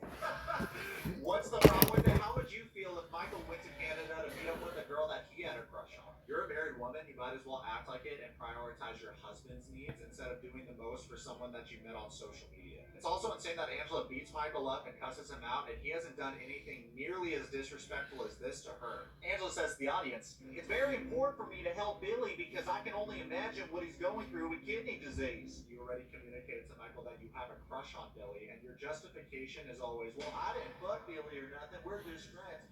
You have a crush on this guy, and you're going to Canada with bad intentions. So you're putting yourself in a position to cheat on Michael. And I'm just talking about physically cheating with Billy, right? Because she's already emotionally cheated on Michael. Angela goes on to say, "Last time I was in Nigeria, I got married, but I had to leave because my mom was sick and she passed a week after our wedding. It did make me feel kind of guilty. I wish I was there for my mom more. Now that I have a sick friend that needs my help, I just want to help him wash his dishes and cook his food." How crazy is this? Also, what's happening right now, she's using her mother's death as justification for prioritizing Billy's needs over Michael's. Your mother's death has absolutely nothing to do with your infidelity in your marriage. I find it baffling that she would actually try to convince the audience that what she's doing is okay and use her mother's death to try and make a connection for like that's why she's doing the most for Billy. And what about giving Michael, your husband, a break? As soon as you showed up to Nigeria, you physically attacked him, berated him, cussed him out. Yeah, you want to go over there to Canada to be Billy's personal chef and maid when you don't even know this dude, and you're only doing this in the hopes that he lets you blow him. He's really the person, Michael. And they don't even know I have a crush on it. But I know you have a crush on him. Ugly motherfucker. So Angela once again defends her friendship with Billy and actually decides to call Billy up so that him and Michael can talk. She's really doing the most to show Michael what a swell guy Billy is. Hi, Billy. Oh, this shit's so disrespectful, calling another man's wife a nickname like Angel. So jokes how this woman won't allow her husband to have a social media career, yet wants to give Billy airtime on the show. At this point, just about everybody's aware that Angela's a confirmed liar, so hopefully Michael doesn't believe any of the BS that her and her pen pal are trying to spew. Billy, I want to ask you. Did you even know my wife, have a crush on you. Just about every other dude in Michael's position would call Angela a dirty, stinky rat and walk away with their head held high and just stay in Nigeria, man. Have a good life. I don't understand why he's so hell-bent on coming to America when he's going to have to be stuck with this girl in Georgia for at least 2 years before he can even think about leaving. We all know where the storyline is headed. White woman demeaning her African husband in Georgia. It's going to be worse than that movie Get Out. So Michael straight up asked Billy if he was aware that his wife had a crush on him. And when this is happening, Angela turns to Michael and tells him to shut up because she's feeling embarrassed about the fact that this is outed. She has a crush on Billy, not about the fact that she's cheating on her husband. I think she's a beautiful heart, but I do not have a crush on your wife. I don't have a crush on your wife. I just adore what she has like an obsession with. You know, I want to be on TV. Dude's really easy to read. He met Angela on TikTok. You go on the show, you get a boost in social media following because the network buys you followers. That's why Angela has like over 700,000 followers and gets about 150 likes per post. And can we be surprised that a clout chaser attracted another clout chaser? You know, I appreciate the call. I just am wondering, why did you call me with Michael, like, besides you? Angela, why'd you call me with Michael, your husband? Billy, how would you feel if your wife had a crush on another man and was making plans to go and visit that same dude? How about show a little empathy for Michael's situation? Dude's just got the blinders on. He wants that 90-day fiance come up, and he knows that he's gonna get a boost on TikTok because of the show. She told me she's coming to visit you in Canada. 100% Michael's in the right here, and notice how Billy calls it a little crush to try and minimize the severity of what's going on here. Angel had a little crush on me, which I didn't even know. I mean, she... Also, Billy trying to play ignorant and say that he had no idea that Angela had a crush on him is an outright lie. He was a male stripper for a number of years, so I'm assuming that he knows how to read people and lead conversations in order to get what he wants. When you call someone Angel, like, you are very close to the person, like... And I'm very close to Billy because of your actions, Michael. What actions, Angela? He's not the one cheating on you. You're the one cheating on him. This girl's so big, and she constantly tries to convince Michael that every action she takes, all her many betrayals are his fault. Yet she doesn't provide any evidence or substance to back up her claims.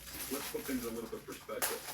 I'm stuck to a dialysis machine, my friend. And I told him that. Oh, buddy, shut up. On behalf of the entire audience, we don't care if you have terminal cancer. Your relationship with Angela is wildly inappropriate. She's a married woman, and her husband is communicating with you that your relationship with his wife makes him feel wildly uncomfortable. Your wife really want to help me, and she made me the promise she's going to come down to Canada. Oh, for sure, Billy. You don't have anyone else in your life that's willing to help you. No friends and family, just a stranger that you met on the internet that happens to be on the show 90 Day Fiancé. Oh, yeah, that's really cool. Robert, now I will not stop helping this man that I care about. And I keep my word. He's got kidney failure. You understand? Really, I will never leave your side. Wow, this is your husband, Angela. You took vows before friends and family to love and cherish this man forever. You're prioritizing him using your clout that's a stranger over your husband. But hey, I just about expected this kind of behavior from the same last resort. This man actually quoted himself on Instagram, which is a new level of cringe that I didn't even know was possible. His caption on this post reads, "If you're not laughing or trying to make others laugh, what are you even doing with your life? Prayer sign, peace sign, heart." Oh, look at the hashtags. Hashtag the last resort. Hashtag daddy. Hashtag she calls me daddy. Hashtag funny. Hashtag joke. Hashtag laugh. Hashtag meme. Hashtag 90 Day Fiancé. Hashtag TLC. Hashtag this is the end. Hashtag the end.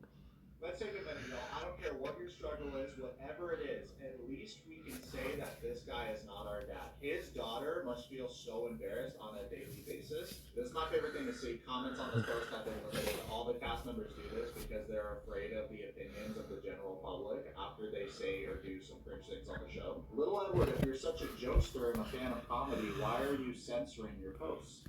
Well, you know. I feel like censorship and comedy don't really go together.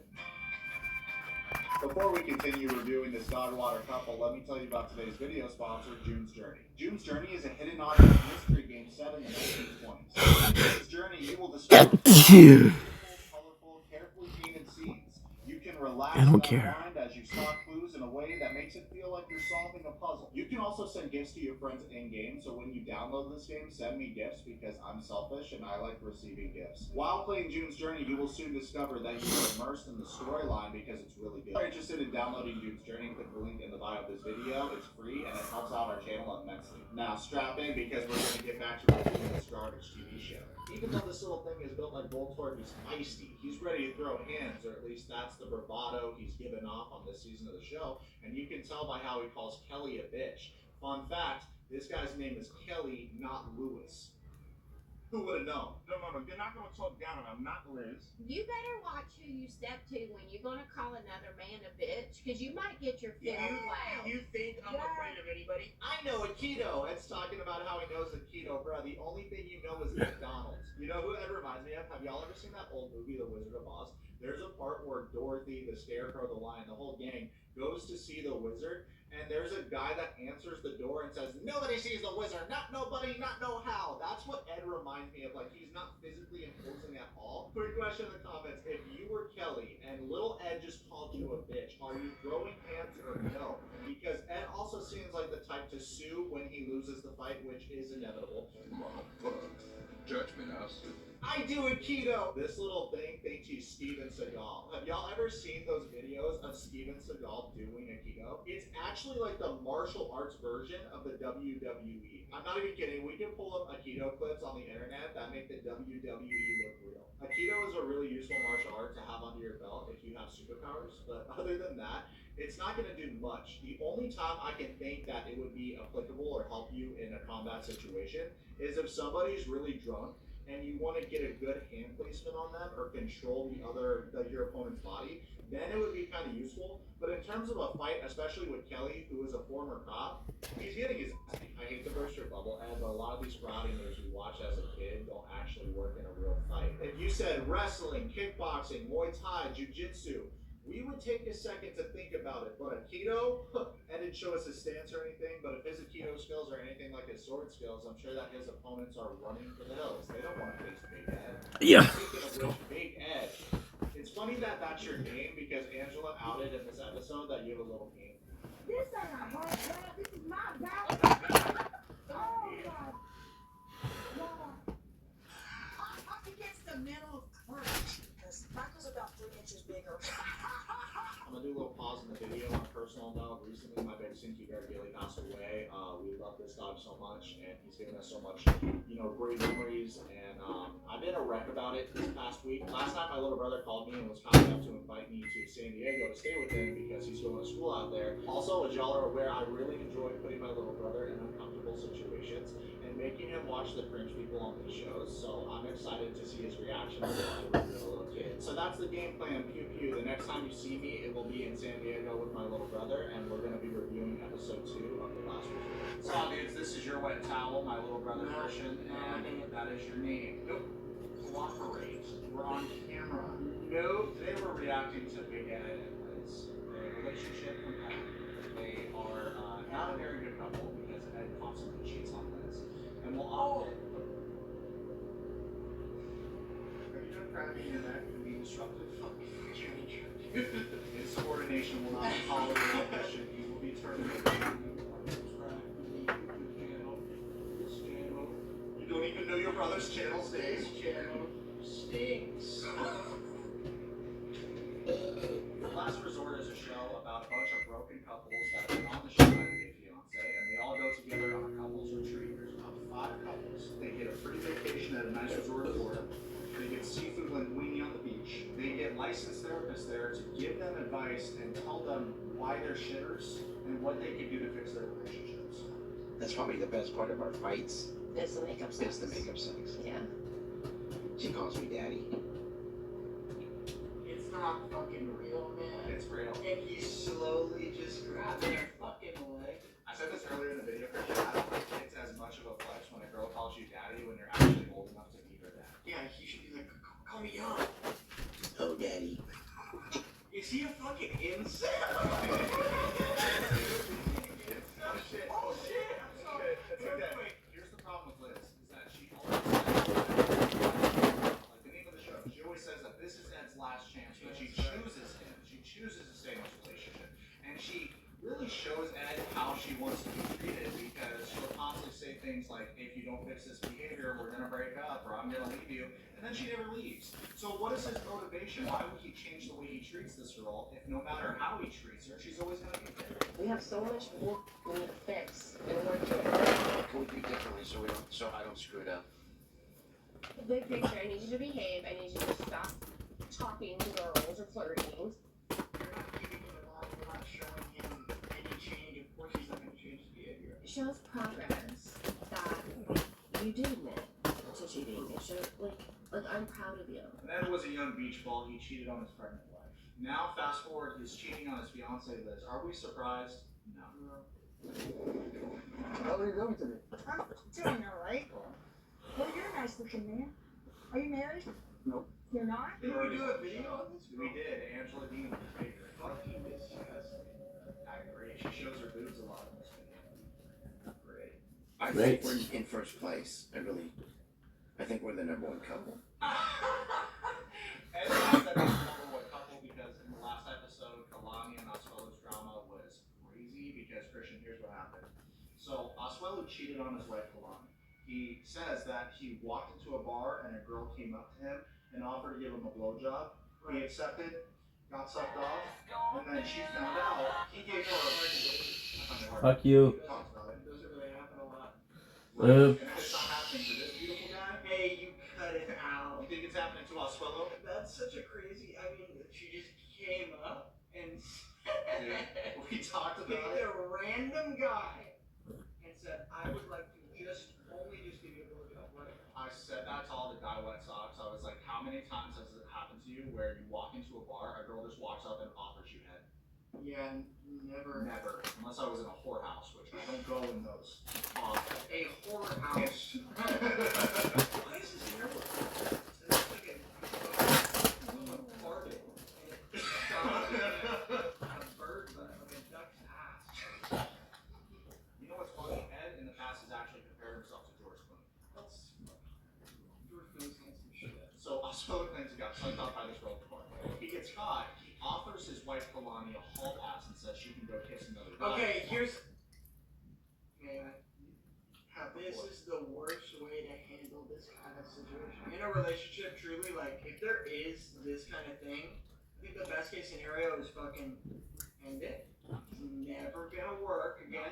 You already crossed a sacred fucking path, and her going to fucking do shit with another guy, like, now you're tweaking. Way to show that you don't care about your wife that you have children with by saying you can have a hall pass and go kiss so they another have man. children? They have children together. It really shows you don't care about your wife if you're willing to have another man kiss your wife. And for him to be such a moron that he expects when he got the Gigasucker 5000, he thinks that his wife's gonna stop at kissing another guy. Oh, is that No. right? He's a dumbass. She got her cheeks clapped and she likes that guy better than him. She admitted on the show that he's better at sex than him. That's fucking brutal, man. I thought all was bad. Right now, all the couples are basically on the same page where they're looking at Kalani and Asuelu's relationship and saying at least our relationship isn't as bad. Your relationship is just as bad. Yeah, just in different ways. Do you really have feelings for him? Yes. Yeah, he's American though, so see what's up.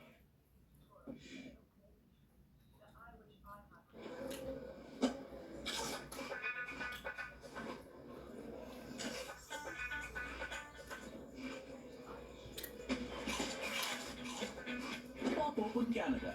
Try these new Pringles flavors today. Create your custom insurance package with the only unbundled home insurance in Canada. That means protecting only what's most important to you. Oh, and saving money in the process. Get involved in 5 minutes at square1.ca.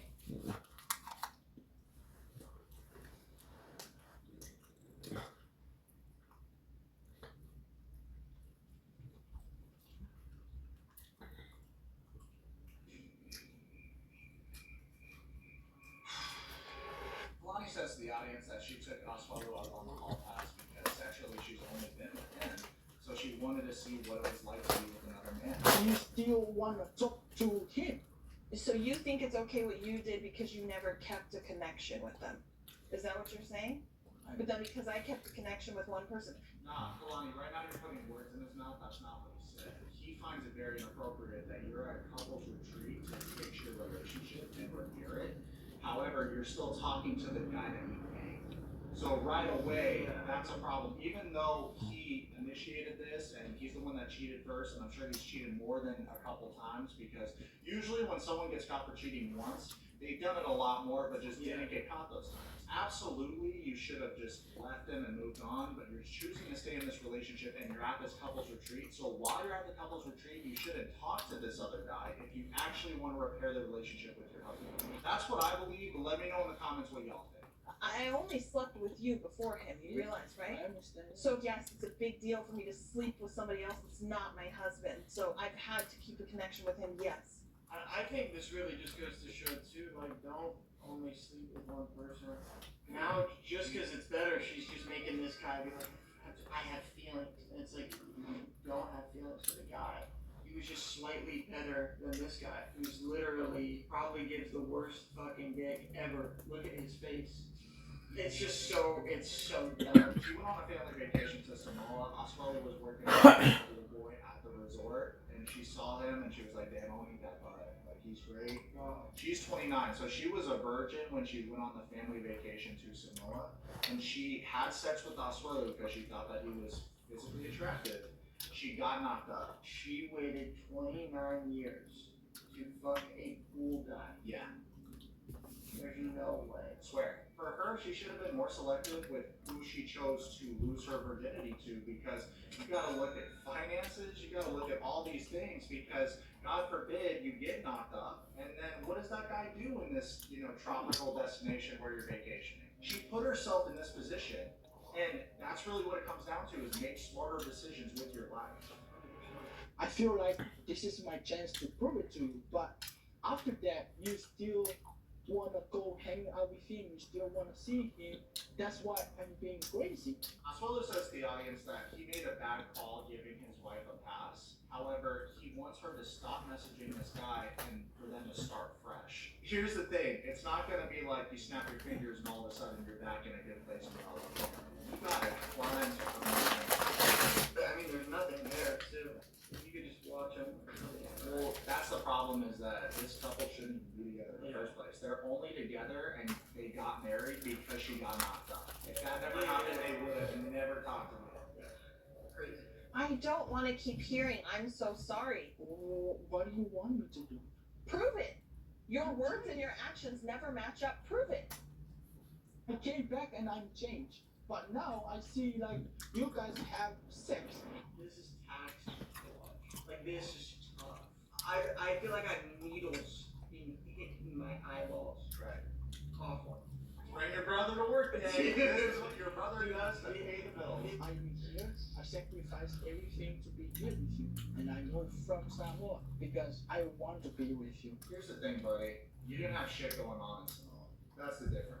Is realistically, you weren't making that much. You're working as a pool guy at a resort. You saw an opportunity, and that's, I knocked up an American woman, and I'm going to earn a higher wage in America. Also, we have a lot of pressure from his family because they're very Gucci, and they want him to send a lot of his paycheck back to Samoa so they can donate it to the church. It's always, but this is every fucking dude on here. And I'm so sorry that I screw up and things like that. Okay, well, you can't sleep here tonight. I don't feel comfortable, and I think it's better for us to just have a little bit of space tonight. Now sleep in here, baby. She should have said that. Would have been better.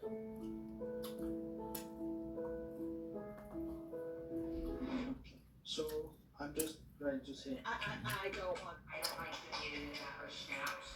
Yeah, Kalani proceeded to clap in Asuelu's face before kicking him out of the hotel room, which is a big yikes. Very bad.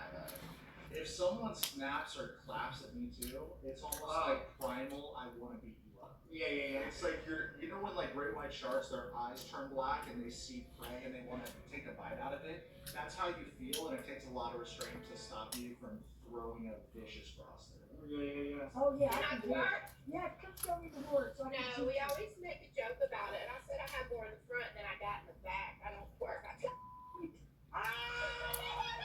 Christian, that's a normal guest right there in the background. Imagine that. You're a normal guest at this resort, and you have a lot of cameras shoved in your face, and you're watching two old women that you don't want to see in bikinis Bro. at the pool. You paid a lot of money to be at this luxury resort in Florida. I'd be heated. Oh, the underwater shot, I need a Christian. 5-minute break. You said we're calling a break? You get 2 5-minute breaks. Are you using this one? Yeah. That's fucking disgusting. It's gross, right? Yeah. Dude, her butt's like in clay too. No, God!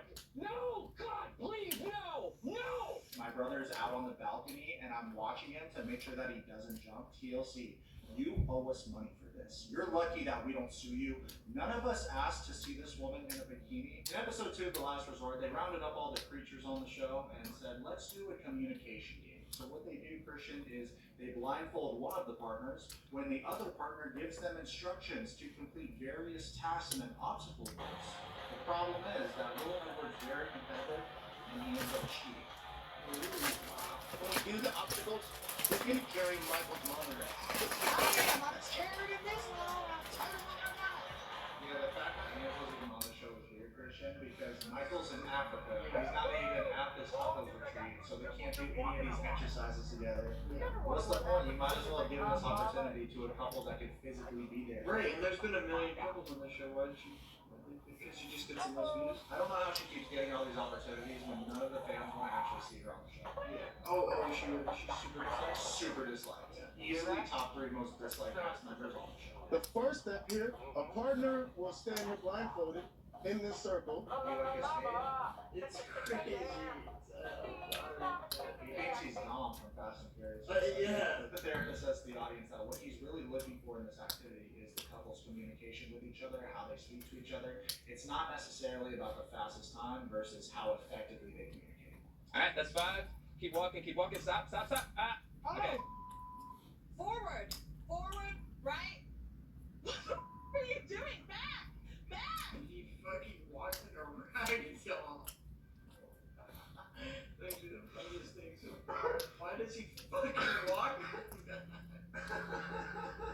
He's actually good though, because he's taking he's hesitating at every step, where this girl's just going too quick. Right. He's fucking spazzy. He's twitching, but he's feeling it out. But he's feeling he's like a fucking weird dude. It's good. Right! There, right there, yes. Right there! Do it! Like, dude, you're playing a fucking game. The way that Kalani talks to him is pretty aggressive, in my opinion. It's I know just that he gets caught degrading. cheating on me. Yeah, she's very degrading. Like he's her little brother. And I think at this point in the relationship, they do have a brother-sister kind of relationship because I think they just tolerate each other, and there's a real lack of love life there, especially because she's fucking another dude. He cheats. That doesn't help. 132.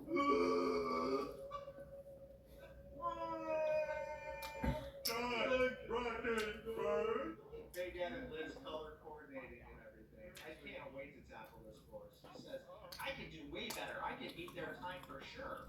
I'm athletic specimen. I know I can do better than them. I'm not looking forward to winning. I'm looking forward to crossing the finish line. I'm looking forward building to with winning. trust. I just want to win. So winning. Because when you cross the finish line, you win. And that's really weird, Liz, because you didn't say winning. And I feel like we should be on the same page. It's not victory. I will not accept defeat. Just say you want to win the fucking game. You know, don't make it a whole deep. Everything with this girl is a deep. Never chance. And honestly, I feel like we should really work on our communication. It's like, I want to win. I've never won at anything my whole life. I love a good competition, and I'm very athletic. Even though I'm a little chunky, I'm strong, and I know how to get done. I'm ready. I'm in my commando mode. That was a swag ass comment. It was. I'm in my commando I'm in my mode. commando mode. I might use that. That was dope. Your bitch is not athletic though. She is fucking. She's pretty fat though. Yeah. Like, I know she's like, I'm fat but I'm athletic. I fail to see how those two go together. Here we go, Michael. Good luck to everybody.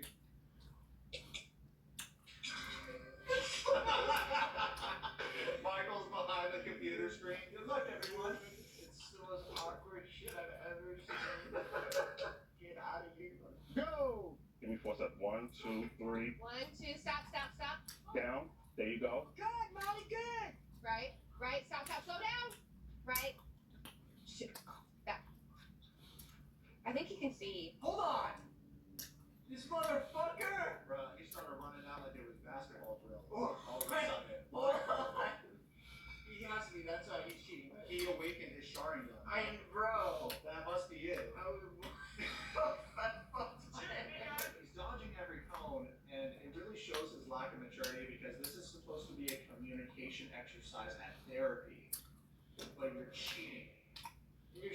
cheat, bro. Don't cheat, big guy. Slap to the right, slap to the right, stop.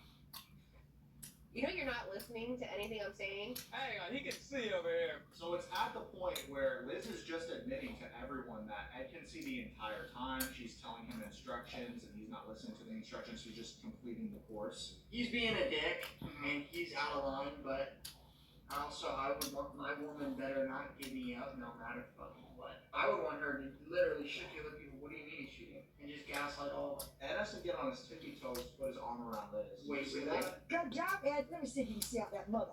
You went too damn fast. Let me see it. Hell yeah, look at that. Ed, you a mother. Good job, Good Angela. shit, Angela. That was Hey. respect. You little bitch. She said, yeah. Come here, give me that. Let me see if you can see through this shit. Oh, you can, you cheater.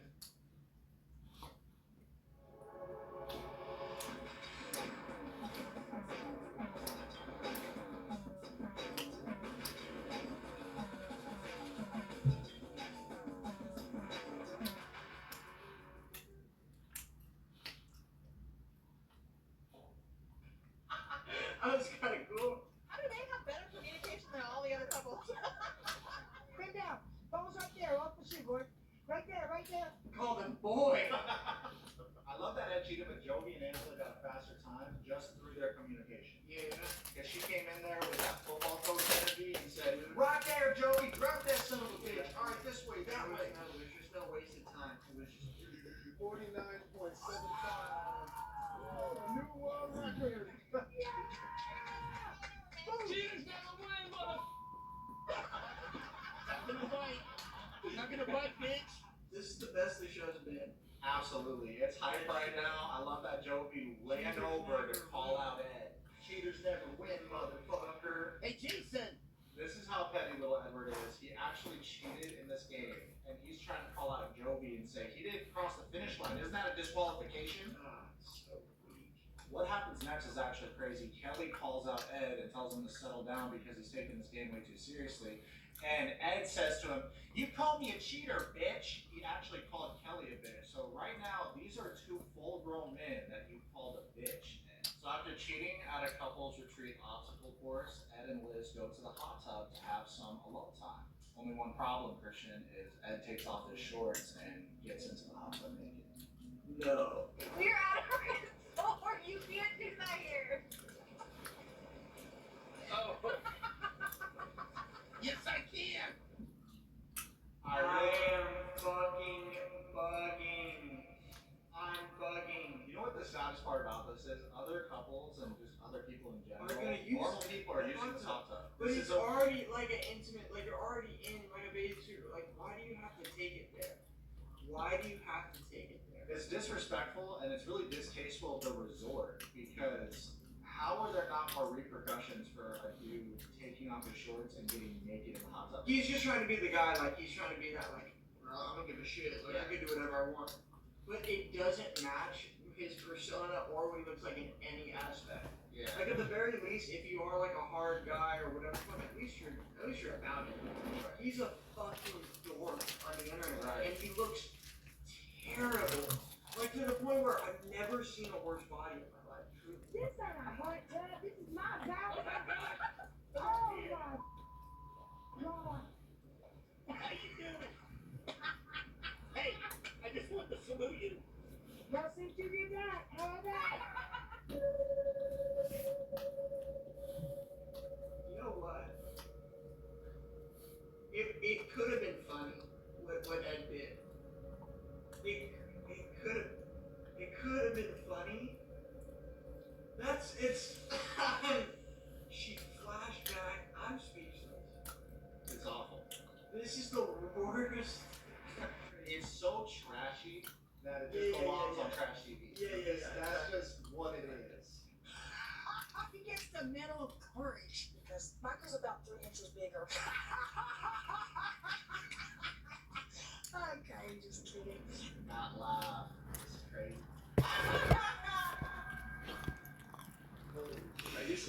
Yeah, Liz is also boring as shit. And I love you. I love you has lost all. Well, it doesn't mean anything anymore. No. Like in that way, like he doesn't even like these people. He's had previous encounters, and he told the guy a bitch 6 hours before this. Yeah. And then he's like, I love you guys. Dude, what does that even mean? And it's so pussy to say I love you after calling someone a bitch. Right. If anything, pull him aside man to man and say, hey man, in the heat of the moment, you know, I was embarrassed because I cheated. I'm sorry for calling you a bitch. Didn't do that. How are you guys doing? Fear, I think right now. Fear. Just trying to lay it all out on the table. I feel like. Yeah, but can I say something? No, too. Man, can you let other people talk, Ed? This is getting ridiculous. No one can get a word in because you always want to interrupt and say what you have to say. But you don't even listen to other people when they talk. So why should they show you the same respect? Sorry. And you know that you like to take over all the conversations. You like to, no. Do you get a lot of attention because you get a lot?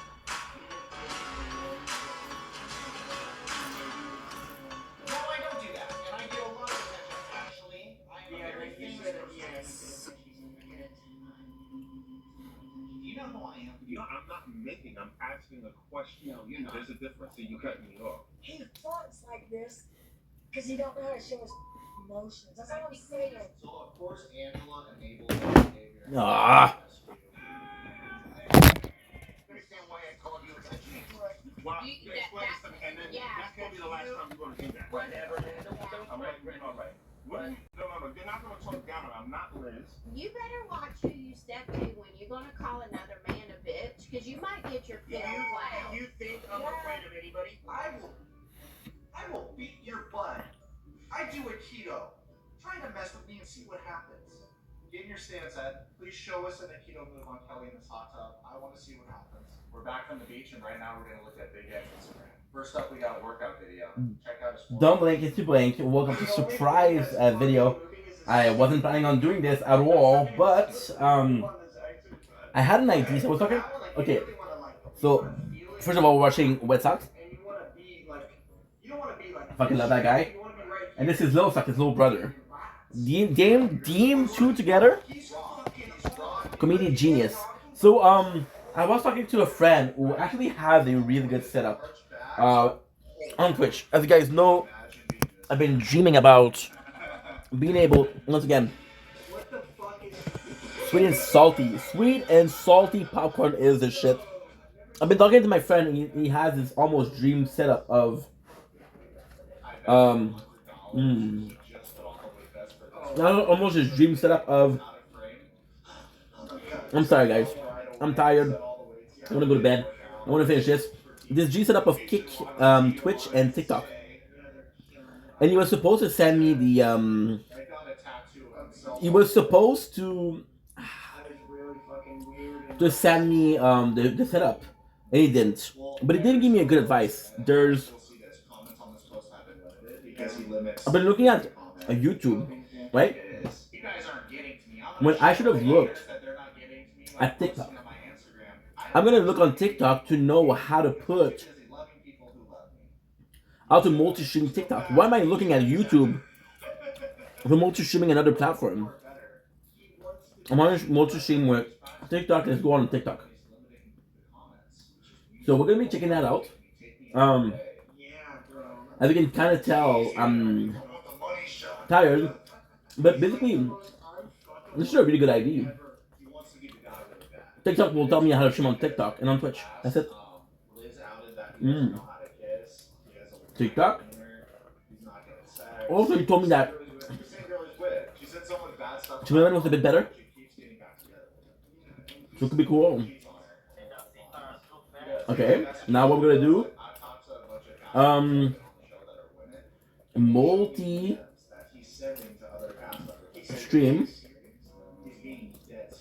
TikTok, OBS, maybe. Okay, so the goal here was gonna check is the number of like and the date. Okay. 1,837. Set up multi-stream and 2 minutes. You a bit Sorry, what sex?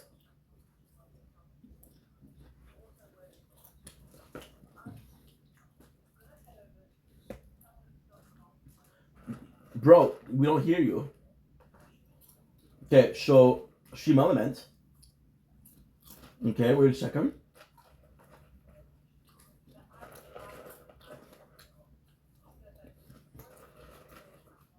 I'm gonna stream on Twitch. During stream time. Or for the platform.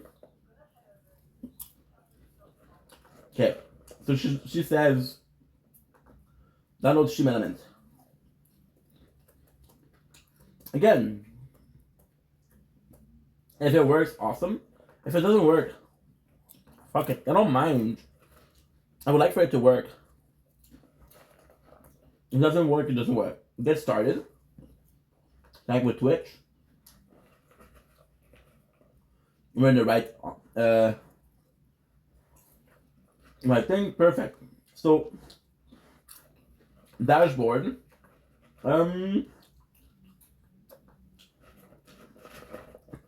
Do I have streaming tool? Overlays. Overlays. I love these.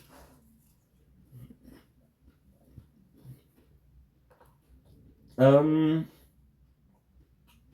Vendetta, that's us. Okay. What does she want me? Still leave, okay. I meant to leave. They leave. Multi-stream, okay.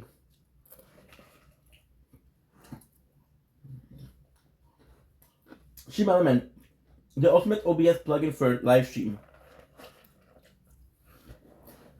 Multi-streaming made easy. Perfect. Download SE Live.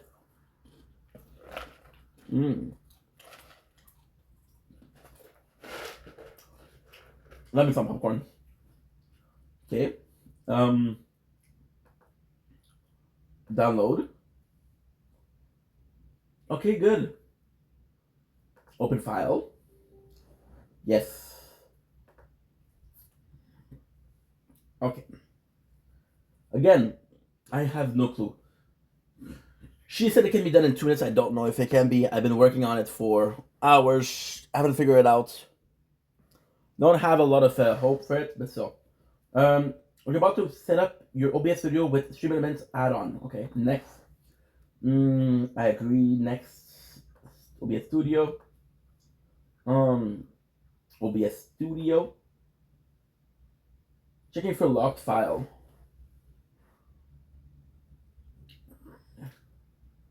Shit, in the... I wrote down... Checking for locked file. I wrote down multi-stream for OBS. Damn. Issue. If your job is being personality, put in more effort. For program plugins. Okay. OBS will be closed.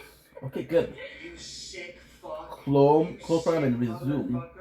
Let's post, hey, take a video of my fat. Launch SE when I finish click. Okay. Desktop shortcut. Okay. I'm gonna ground that. That's fucking crazy, man. I don't know if it's gonna work, guys. It's a kid. No, he's a big kid. He's a big fucking What he is. He's a big kid. You're not a. You're a fucking soft little fucking Play-Doh. You're a fucking piece of soft candy sweet. It's so weird. I don't know how he got barbecue sauce on his forehead. No, that's okay. You're my best view. Look at this. If you get your girl that. Good. Look at these. It reminds me of with the Okay, vertical. I'm sorry. You gotta go. Media output. Connect with Twitch. Connect your channel. Connect with Twitch. I'm going for it.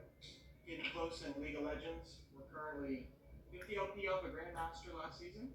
Huge. We're going Nice. for Challenger this season. Buy our merch if you want to dress like a winner. If you want some one-on-one time with me, please order a cameo. I'm the #1 cameo creator in the entire world. Shouldn't take long. It's taking long. I heard that. Yeah, that's nationally actually ranked. right too. Super thankful y'all watched today's video. Comment below, subscribe.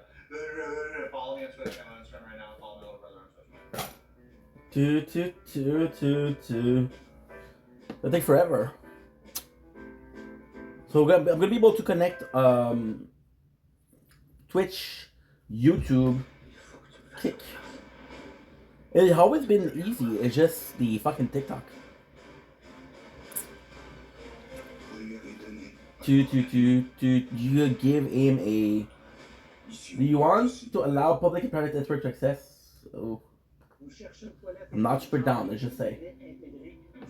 Trusting a girl and never saw. Trusting a complete stranger of 4 years of work. You cannot trust your neighbor, who can you trust? Caesar Max bent over. I think I already saw you, dude. Over something I never seen. What the fuck is Bungie doing? Very gaming storage, less storage. Okay, bans it. I don't know. Subway, let's fight. You wanna go for? Oh, I already watched you. Okay. When I do a big playthrough. No, I can't believe it. What? This is so crazy. The Outsider release. I don't have my glasses. Let me get my glasses. They're right here. They're never too far. This is insane. The Outsider released. This is how you don't play Doom: The Dark Ages. I didn't even know that existed. Oh, this is gonna be fun, dude. This is gonna be fun, dude. I just want to go because this is a playthrough from DSP. The Dark Age. This is a new game, and a game I don't know. I haven't seen them release shit in a while, so I'm gonna go to that channel, and I'm gonna go for what is the last thing you updated? This is how you don't play Dark Soul. Remastered, Dino Crisis. I don't care. Bloodborne. I did see it. Okay, good. You know, I don't care. Dino Crisis. I don't care. Dark Soul. I've already watched a couple of them. So Dark Soul, the Demon Age. Dude, this is so long. What the fuck? Yes, this is the Outsider. You know you love the scene? Outsider, not him. Yeah! Well, it's not working. Those are fun. Those are Who's the other one? Outsider, was it? Who made good one? I heard those are really good. It's the best way to stream. Oh, okay.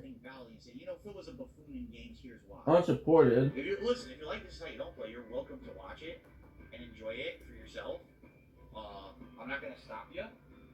It's certainly not like it used to be ages ago, where I used to be all sensitive and shit. The Elite. So, yeah, go ahead. Yeah, don't moderate that guy. If he wants to watch This Is How You Don't Play, he's entitled to it. The other one says, I hope it's making to a This Is How You Don't Play video. Ooh. Is that even a thing anymore? Just being honest, I'm not aware of anyone doing This Is How Continue. You Don't Play videos and them getting any kind of traction, unless I'm playing like maybe like a huge game, perhaps. But outside of that, is it even a big thing anymore? Like, I was of the impression that it kind of died out. And doesn't get Ooh. much attention on it. Activity speed. So, anyway. I'm getting some new followers. Blader, thanks so much. Sponsorship. Sheesh. It sucks, dude. I'm so disappointed. Sponsorship. This game was so, Dark Age. This is brand new. You grab tab, quickly. You can play, earn rewards. Okay. That should be pretty cool. Or should you can play what they like. The more play, the more gift card they earn, and the more money you make. Okay. Grab tab. Okay, I understand. Sponsorship. Oh, available campaign. Dark Legion. You know what's insane? I played it. I played this, which is crazy. ZZZ, I played it also. No Pixel, we did play. I'm not sure, no. So I could have gotten some from this. I could have gotten from DC Dark Legion. It's okay. I don't really care. Let's go back to OBS. This is actually pretty cool. Whoa, okay. I like this. I like this. Yo! What is actually going on? No way. No freaking way. Twitch chat? Okay. Cookie and advertising cookie. An advertising choice. Okay. Dude. This is huge. Okay, accept. Okay, so this is the stream chat. What? This is me. Oh, this is so good. This is so good. We have TikTok chat. Here on my mouse and keyboard. I haven't been doing this at all besides Call of Duty recently. It'll be very interesting to see if I like Doom more on mouse and keyboard than I did on gamepad. Okay? Alright, let's boot it up. Okay. Let's see how it looks on my PC. Log in. Let's see what we got. Are they? Okay, so you know what? They're saying aspiring slayer. TikTok is huge. TikTok chat is huge. Dude, I love you. No, it's as if you're inexperienced. I love you. Shooters. No, I'm not. I love you. Change difficulty at any time. Okay? We found it. TikTok chat, we found it. What is going on? Oh my god, this is huge. The problem is this is multi-chat. This is not multi-stream. Can you stop? It's a little bit different. I'm trying to figure out what they're trying to show. It's like bullshit on the screen. Doom Target just puts a variety of difficulty modifiers. Use phone or email. Okay. Difficulties, these can be changed. Empowered attacks off by default. Okay. What just happened? So ink. Now this I'm not sure. I'll be honest, I'm not sure. Ew. So we do have this. Ink. Vendetta. Gaming. This is so ridiculous. Doom was nothing like this back in the day. This is so nuts. And the password I don't know what it is. Yeah. I'll just write down. Quantum says it became Halo. Pretty much. Doom is now Halo, and Halo now sucks. So Doom is the replacement Halo. Thank you so much for the same. With the same H, the same shape. Intro segment. There's none of them. Thank you, Beaver Man, for the super chat. I'm gonna play through the intro segment before Confirm? I do any What? shout outs for contributions. Thanks to anyone who does contribute. But I think it's time to rip and tear. Let's do this. Good. The emanating field comes out of it. Okay. I'm gonna go for a break. I'm gonna go look for some candy bars over here. Wait, what? Well, we go this way. Why not? I don't know the I don't know what is the Already on fire. Oh, you can dash. Look at this shit. People, they're asking me, hey, share to your friends. I don't know you. I don't know you. Who the fuck are you? Okay. We'll go with gaming and then we're gonna get Ink Vendetta. Difficulty's too easy, and this will just be way too hard. There'll be no middle ground for anyone. Just Good. or make it like babies. What is that? Okay, it's one word. Power Gauntlet. Alright. Press E to perform a At melee attack with your Power Gauntlet and consume a charge. gmail.com. Power Gauntlet can store up to 3 charges, allowing for damaging melee combos. Striking a demon with a melee attack drops ammo for all your weapons. So melee is key for ammo. Got it. Power Gauntlet charges regenerate over time, or if you find melee ammo in the world, demons hit by the Power Gauntlet can falter. See, it's showing me that it's the right account. This is the right account. Wait, what happened? This is the right account. What happened? There was nobody there. Okay, so just... Dude. Yes. I have no clue. I started taking damage and nothing even here. Okay. Bars over here. Wait, what? Well, we go this way, why not? Multi-chat.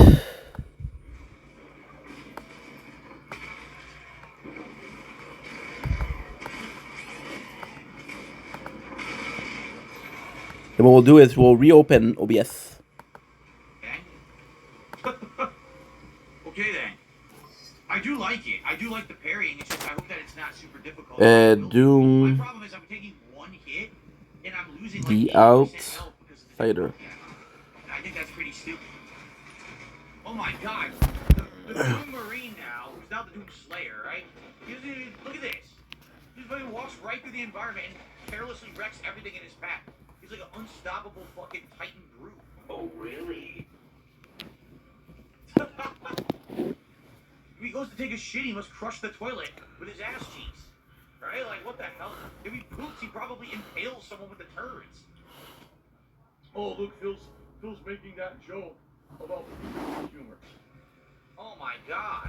Sorry, guys. Wreck everything. What are you doing, man?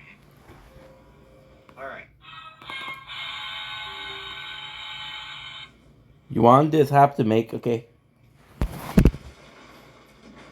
I conveniently bounced to where they wanted me to go. Okay, so if you press, the fuck button is that? I don't have no idea what that button is. Is that supposed to be tab? You bring up your auto map and view the mission dossier. Your auto map shows where you have been, where you need to go.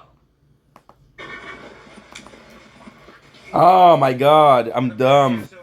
I am so fucking dumb. All I had to do was go on TikTok with my account and use the QR code. Good. QR code? Yes. Well, I want the shredder. Perfect. As easy as that. Connect to live, okay. Great. I don't know what Connect to live, what the fuck? What in the fuck?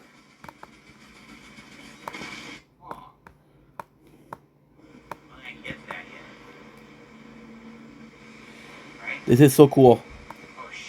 This is so cool because it's working. Look at here, look at here. So Stream Element Multi. So be a setting Twitch. Ink Vendetta, Ink Vendetta, Ink Vendetta. I will shout those out once we finish this intro segment, I promise you. But I want to stay kind of, you know. Okay, so what is... Right now, as I'm trying to learn everything. You are my for the free money, dummy, and you can lick my balls. The jump pad, there it is. What the? You see what I mean? Look at my health now. Are you kidding? So the enemies over there have perfect... There you go. It's working, guys. It's working. Connection successful. I'm sorry, guys. This is the best I can do. I'll show you what's going on because it's super nice. So, for example, this is new. Stream Element Multi, right? So you have Twitch, you have YouTube, which is great. So that is fantastic. That is honestly fantastic. So this is good, right? This is TikTok. TikTok isn't really working. Whoa, nice. TikTok isn't really working. I guess I wasn't supposed to fire.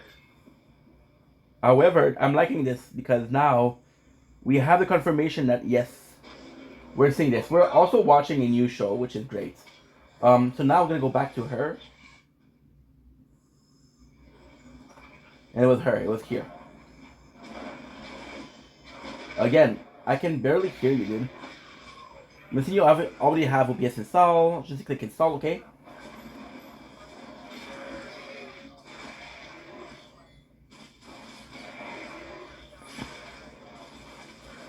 Okay, Stream Element multi-streaming, good.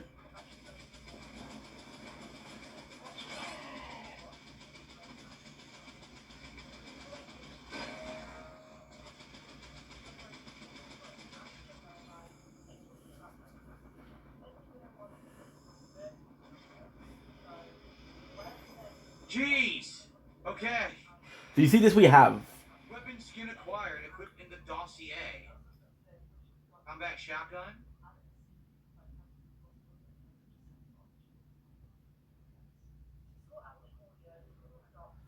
I'm giving up.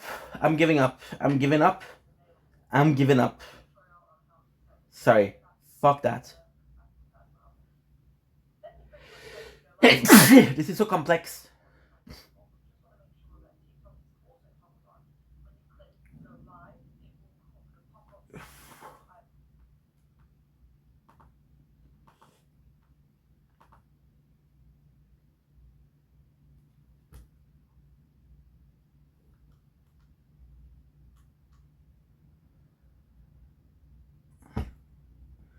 I give up.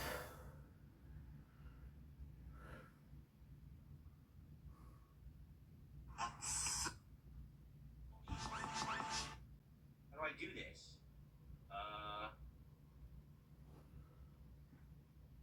How do I change the skin? Just equipping the dossier. How? How do I do that? Look, I'm staring at it. Weapon skins. Nightmare. Alright. Wow, that's so different. Okay. Well, we got the secret. I would say the map is great. The map shows you the secrets. So as long as you can see the secrets, you know what to work toward getting. Of course, I have 0 health, so that's not good, but okay.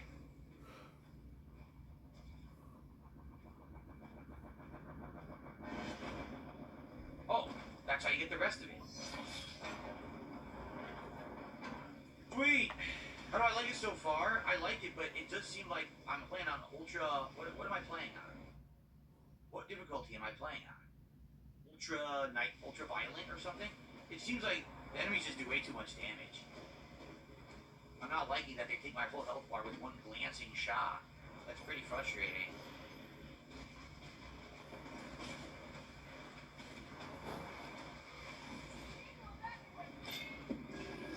Another codex entry, Village of Kalim. Village of Kalim is a rugged outpost, towering attraction, rings harvest by pretty exciting stuff. Mewing, idiot, not hot take. Okay, mainstream games. I'm born this way. He says this, but he's mewing. Dash and Nick. Let's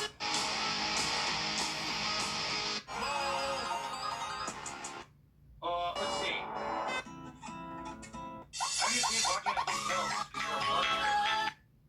Why do people spam in chat points and say that they're giving moral support instead of contributing in ways that help you reach the goal?